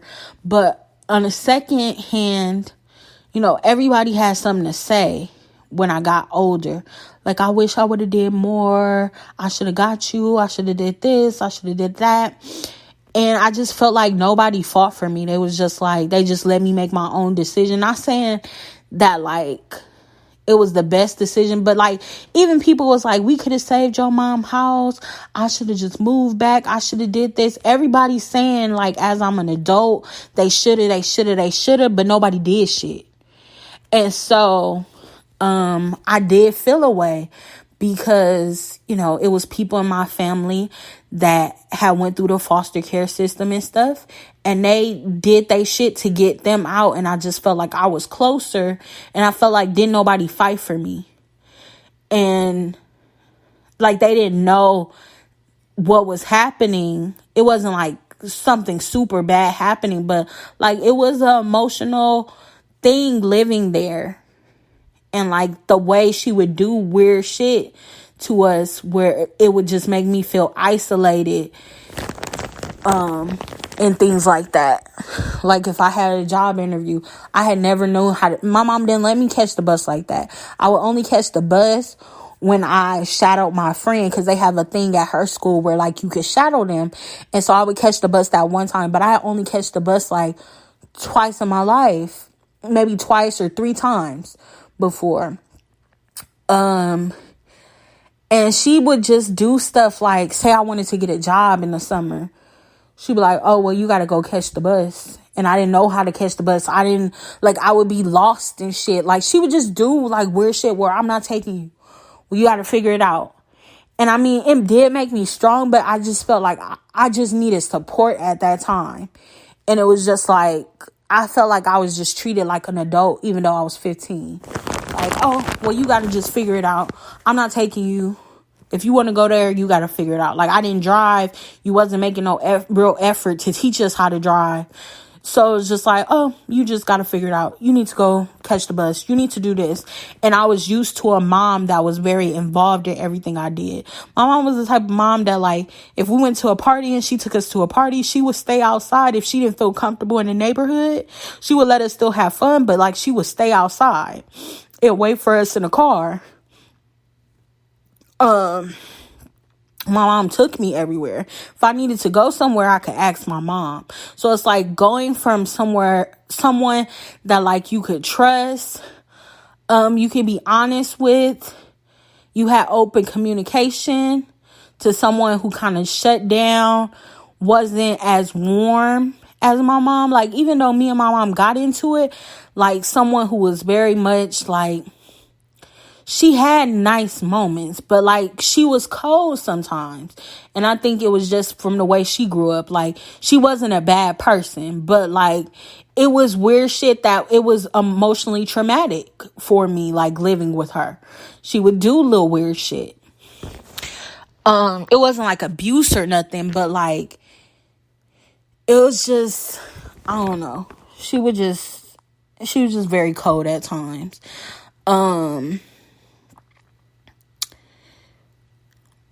But yeah.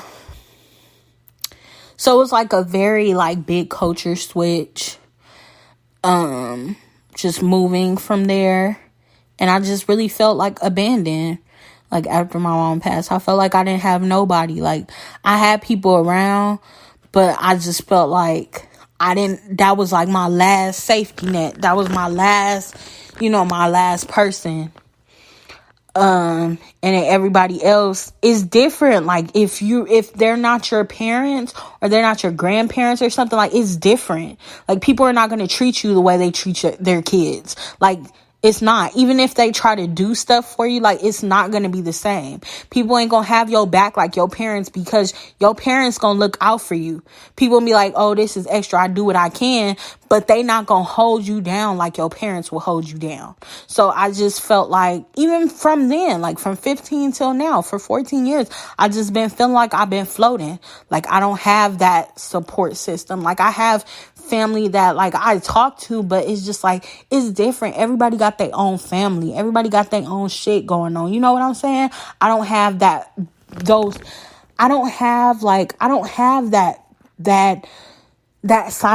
solid tribe. You get what I'm saying? Like, yes, I have family, but most of my family I don't talk to.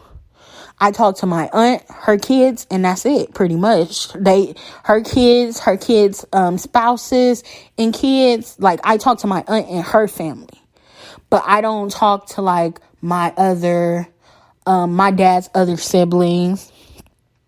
I don't talk to my dad's other, siblings' kids. I don't talk to my mom's side of the family. And my mom, like, her side of the family was the type of family, like, my dad's family ain't close like that. Like, my aunt's offsprings and their families and stuff, they do stuff together. But, like, all my dad's siblings and stuff, they not all close like that. So, it's not, like, a big thing. But on my mom's side, she knew, like, her extended cousins. And they would have, like, my mom's side was like the family reunion type people.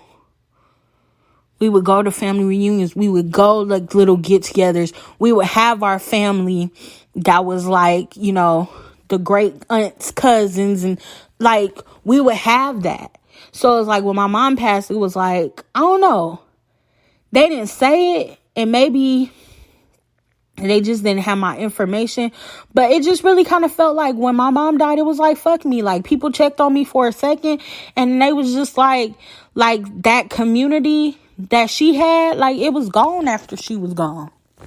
That's just what I felt. Like, the family that I had that we used to do, like, I didn't get no invites when they used to link up or they have they fucking family reunions. I just felt like it was just like, fuck Keisha. That's just how I felt. And I never really said that out loud. I tried not to hold like a grudge, but that's just how I felt. I felt like everybody, and people did say fuck me. So, like, I found out years later that some of my mom's family did say fuck me. So, yeah, that was that. What else? So, I moved into that place. Fast forward, my mom's baby sister's daughter had passed away. Keep in mind, it's like I dealt with my mom, but I didn't really deal with my mom's death. I felt like I just kind of kept going, and I like internalized a lot. Hence why I lost majority of the vision in my left eye and had to do a spinal tap, because I was just holding on to shit. I kind of had a little breakdown when my cousin passed, because it was like triggering, because it felt like me planning my mom's funeral, and I never really dealt with it. So that happened. I ended up moving out of state and just giving away all my shit and just bouncing. At the time, I felt like it was a spiritual awakening and shit. I mean, I did encounter many great people. I can't say it was really a loss, but like on a double-edged sword, sometimes I wonder like what would have happened if I would have stayed and figured shit out. Like, did I run, or was it meant for me to go on that journey? Sometimes I don't know. I feel like I met so many great people in the process. I went through a lot, but I don't know. Sometimes I just wonder. So I moved to Boston with my cousin. He convinced me to move out there with him. It was okay for a while. But I just didn't like how the houses out there look. Everything was just so old. I finally got my dream job working for AT&T, and I hated it. I had always wanted to work at AT&T because, like, out of all the regular jobs, like, they was, like, the ones that paid the most. And, I finally got hired at AT&T. Fucking hated working there. You had to do so much. And then my cousin said he was getting one of the foster kids in my family. So then I just felt like I was kind of rushed to be moved out. Like, once again, feeling like I was thrown away. So I just moved. I tried to start over in Atlanta. The shit didn't work. I ended up running out of my savings. Luckily, some strangers opened their doors to me. But I couldn't make it work in Atlanta. I couldn't find a stable job. Like, it's jobs, but I would not have been able to get on my feet if I would have got the job. So, like, I would have had to work at, like, a fucking fast food restaurant. That was, like, the only places really hiring. Like, the good jobs, they didn't have good pay. It's like, yeah, now I see why y'all rent so cheap. Because everybody's either entrepreneurs or they work, like, 50, 11 jobs. And I was just like, I'm not doing that shit again. So I end up, I tried to make, like, my books work and try to figure out stuff, but it was just hard. I didn't have a job. I was running out of money. I didn't have no connections. And, it just felt like a bust. So I tried to stick it out. When I was running out of money, I was just like, you know what? I'm just about to buy a whole bunch of runway tickets. So I went to New York. That was a bust. It was a fucking blizzard. Then I went to Miami. I almost felt like, oh, maybe I could relocate here. I was just kind of running in circles, just catching flights. And then I eventually, after a long little circle around and, like, trying to figure out, I was like, you know what? I'm going to go back to LA. So I landed back in LA with, like, $14 in my pocket after I bought the plane ticket. My cousin gave me some money to buy a plane ticket, and I had, like, less than $20.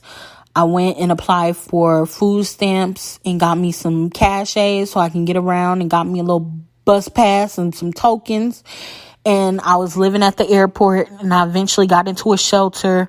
I left early, and then I got into another one that was supposed to be, like, better and more long term, but the staff was, like, rude and mean. It was just a lot of shit, and they just had so many fucking rules. I couldn't even go to church. It was just a lot. Like, the time that you need church the most, like, I couldn't go to a night service at church because of this damn curfew, and I would lose my bed, like, and then you think you gonna give me a write-up. Like, I don't know. It was just a lot. So I ended up living at the airport. Fast forward, I finally get into the place. I have the 2 roommates from hell. And then eventually, I guess, my little light at the tunnel was moving out here. I got me a job. I got me a place. Moved out here to Kansas. And I've been here ever since. But the only thing now is that I just feel like I'm still stuck in life. Like, at first, I felt like I was stuck in that place. And now I just feel like it's like now that I got what I've been praying for, as far as, like, okay, let me just have a place to my own, good paying job. My job is cool, like, but I just feel like I'm not going nowhere in life, and I'm not satisfied just working a job. Like, I can't move up in the company. Every time I apply to a position, I never get it, or I have an interview and it's just some bullshit. And I just feel like Like, y'all keep saying, oh, I'm number one in this, I'm number one in that. But then every time I want to do it, oh, you need to do this, you need to do that. Like, it's just like they always moving the goalposts. And I know I don't want to be stuck in that company. So I'm just taking it as a sign like, okay, you need to go after your passions. But it's like my passion's not, you know. But yeah, all in all, from 15 to 29, I have moved. Let me see. And I'm going to count college too, because I had to, move into the dorms and stuff. And then move. I have moved. So I moved to my best friend's house, moved to college, tried to rent that room. That failed. Tried to move back home. She was on some bullshit. Moved with my auntie. Moved to an apartment. Then moved to another apartment. Then was in hotel. Well, moved with my friend. Moved with my friend. Was in hotels. Slept on my friend's couch for 2 weeks. 2 shelters. Airport. My cousin.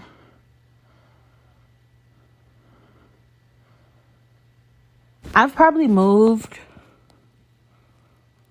almost 20 times in the last 14 years. Like, I'm trying to count it up. I'm just like, even temporary places, just taking bags to places and places and places. I've moved probably like, I'm just tired of shit not working. I'm just tired of feeling displaced. Like, I'm grateful that I finally have a place. And that's why I'm not so quick to be like, oh, let me try to follow my dreams again and quit my job. Because I recognize with the impulsive shit is that, like, I don't have a support system. If I quit this shit, yeah, people be like, oh, you can stay on my couch. And then they flip the switch. And then there's something else. And I don't want to start over and do that shit again, because I've started over too many times, So I'm like keeping my job. And it's just like I'm trying to make stuff really work this time. I'm like, I'm going to do it both. I'm going to keep this job, work at this while I'm trying to make this pay for my passions and stuff. But, like, my passions is not working out for me. And so that's why I'm at the point where, like, I just don't fucking know. I don't know shit. I don't fucking know.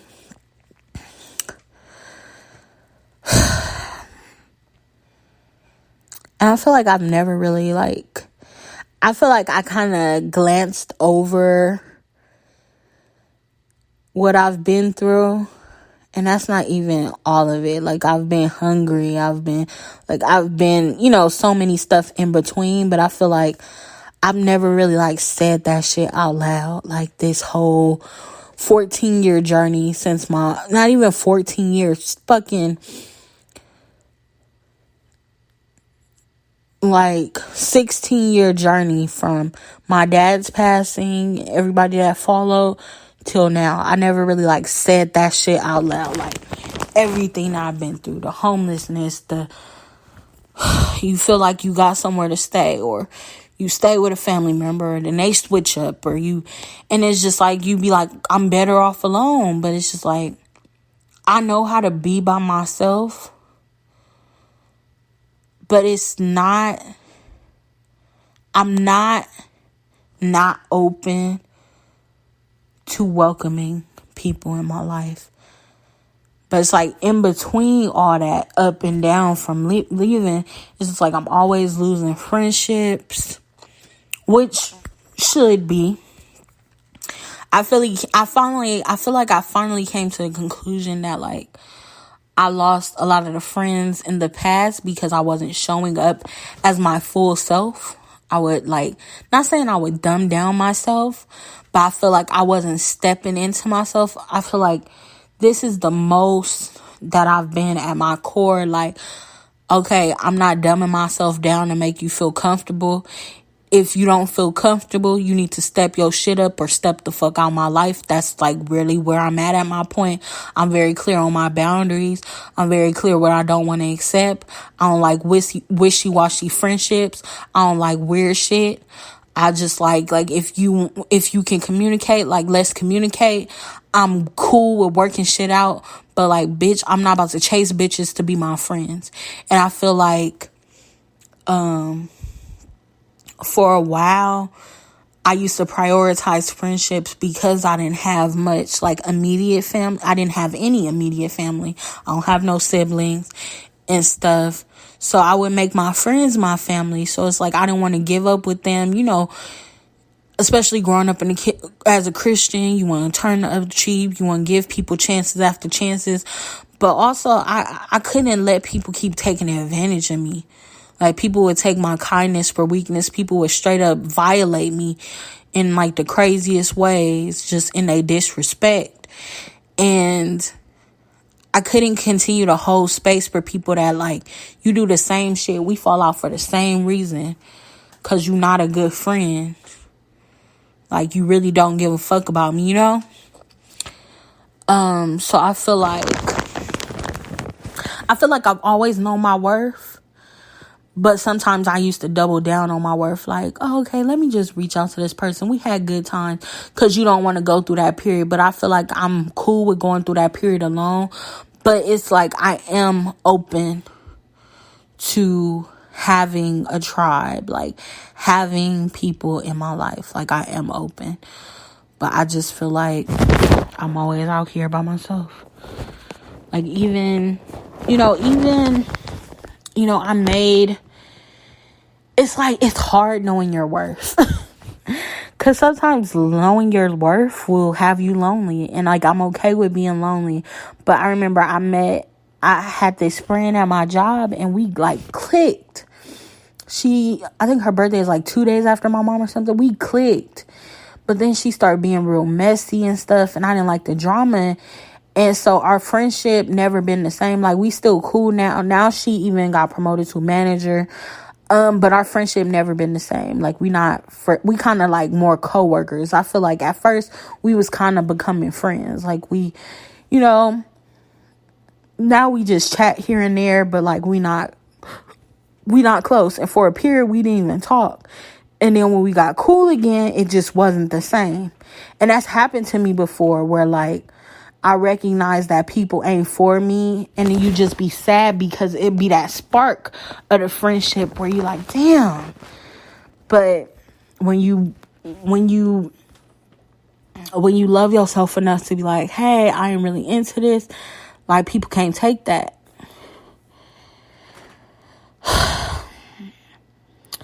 But yeah, I do know that, like, not that it's lonely, but I would be okay if it was for a reason, like, that, like, at least things were taking off in my career. And I felt like that at first. Like, I don't really even mind being by myself, as long as, like, I have my career or something, like, working out in my favor. But I just feel like it's real like, I don't want to sound ungrateful. I just know that, like, why would God give me all this talent? Like, why can I do so many things effortlessly? And I'm living a regular ass life.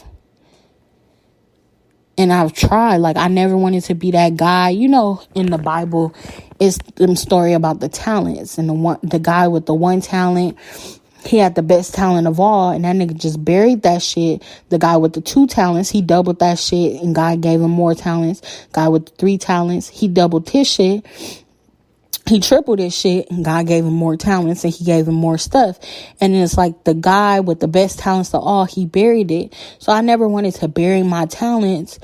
And so even the stuff that, like, I did bury, I've been pushing myself to, like, even if I'm uncomfortable, I would sing, I would do whatever.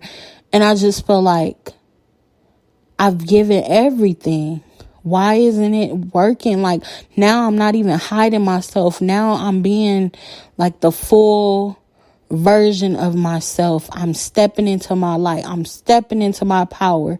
And it's just like, it's still more forces against me. And I'm just tired. And I'm just like, what's next? Because I gotta do more. I can't just work for this company for the rest of my life. I can't retire here. I didn't even enter the 401k because I'm like, I don't plan on retiring at this job. I don't even want to start building up that 401k because I'm not going to need it because I'm not giving myself a backup plan. I'm just like, I'm just making my money. I got my life insurance together because, bitch, I'm not going to be preaching about life insurance and I ain't gotten my life insurance. I got me a little, is it $1 million policy? I don't know, but I got me a little piece of change for my life insurance. But I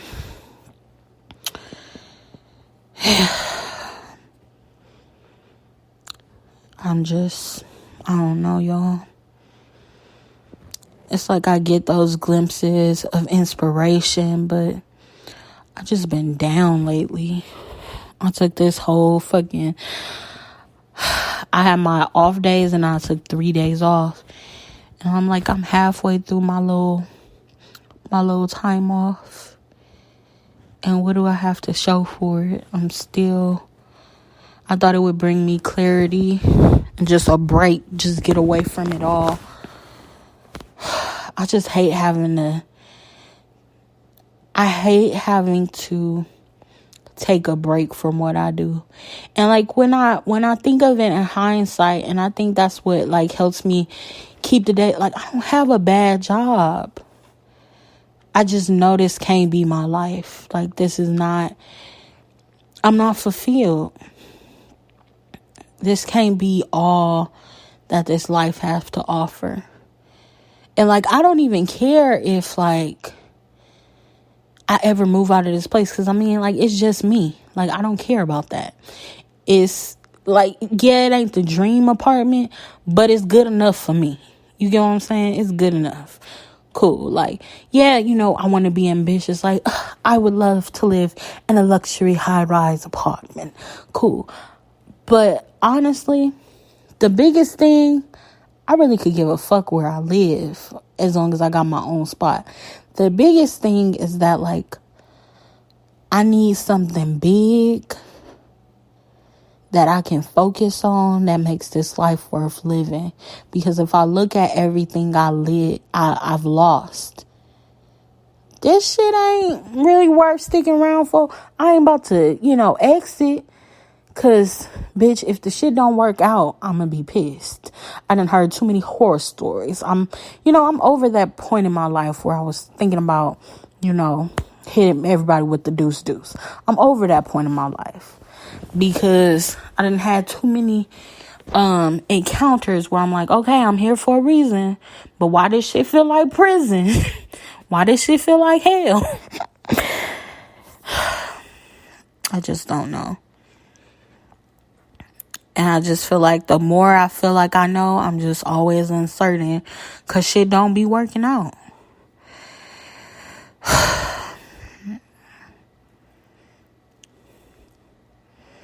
It's I be so excited. I get so pumped up to do different content and shit. And then they be playing with my numbers and shit. And doing weird shit. So it's I just keep hitting brick wall after brick wall. And I'm just fucking tired, bro. I'm just sad that shit can't work out. And I can't, because God always has the ability to open some doors, but that shit hasn't been working out. And I just keep being open, and I keep being hopeful, and I keep trying to have this sprinkle of hope, but shit just don't be working out. And it only works, it only has been working out. I don't want to be definite, because I want to, still stay open regardless of how defeated I be feeling. I try to choose my words wisely, but bro, I be tired. I'm just tired of feeling I'm not getting nowhere. Yeah, younger me, younger me always knew. I feel like mostly what I say, younger me, I would look at certain people in my family and I'd just be like, I just don't want to feel like a bum. I don't feel like a bum. I got my own place. I got my own. But still a piece of me is like, but I also want to be happy. Both of my parents lived a life of purpose. Even if I felt like my mom was more talented and she could have did more, she still lived a life of purpose every day. She taught kids. She poured into people. My mom wasn't perfect. She was a flawed person. We're all flawed. But, you know, she acted and she did her shit in every single thing. And I just feel like even her daytime job was a part of her purpose. Like, she loved kids. And I just feel like I'm just going through the motions. Like, even when my mom used to tell me about, like, jobs in her younger years, like, she was always doing something of purpose.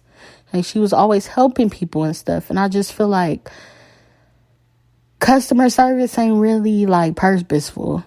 Like, I ain't working at a group home like she was working. I ain't doing, you know, like, even if I was doing, like, outreach stuff, I'm like, okay, it's still using some of my gift, like something. I think that's just why I'm so frustrated. And like, I'm no longer, it was a long period of time where I felt like I was trying to race a ghost. Like, oh, well, my mom did this. I need to do this before her. I need to do this before this. I'm not even in competition with, you know, my mom's life or legacy. I really want to be like, I want to be my definition of successful for myself, because like, I've seen it in me.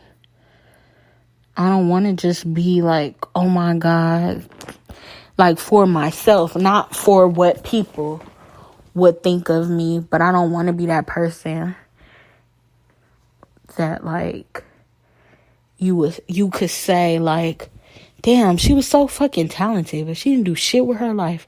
She just worked at a call center and never got married, never did nothing, and just had her little house. Like, that's just like, some people are satisfied with shit like that. Ain't nothing wrong with that. But I just know that, like, I got too much on me to just, this be my life. Like, this is it. But that's what it been feeling like, y'all. That is what it's been feeling like. And I just feel like it almost feels like a death sentence. Like, is this what it's gonna be? Jesus. But I've been running my mouth for a long time. This was some good therapy, y'all. So, this is like, I think this might be my longest episode. But I hope y'all like me talking about my life and just venting and letting it all out. And I'll talk to y'all later. I don't know if this is the last time I'll talk to you. I don't know if, you know, season 3 is going to be a thing. But this is the first episode. So we shall see. Bye.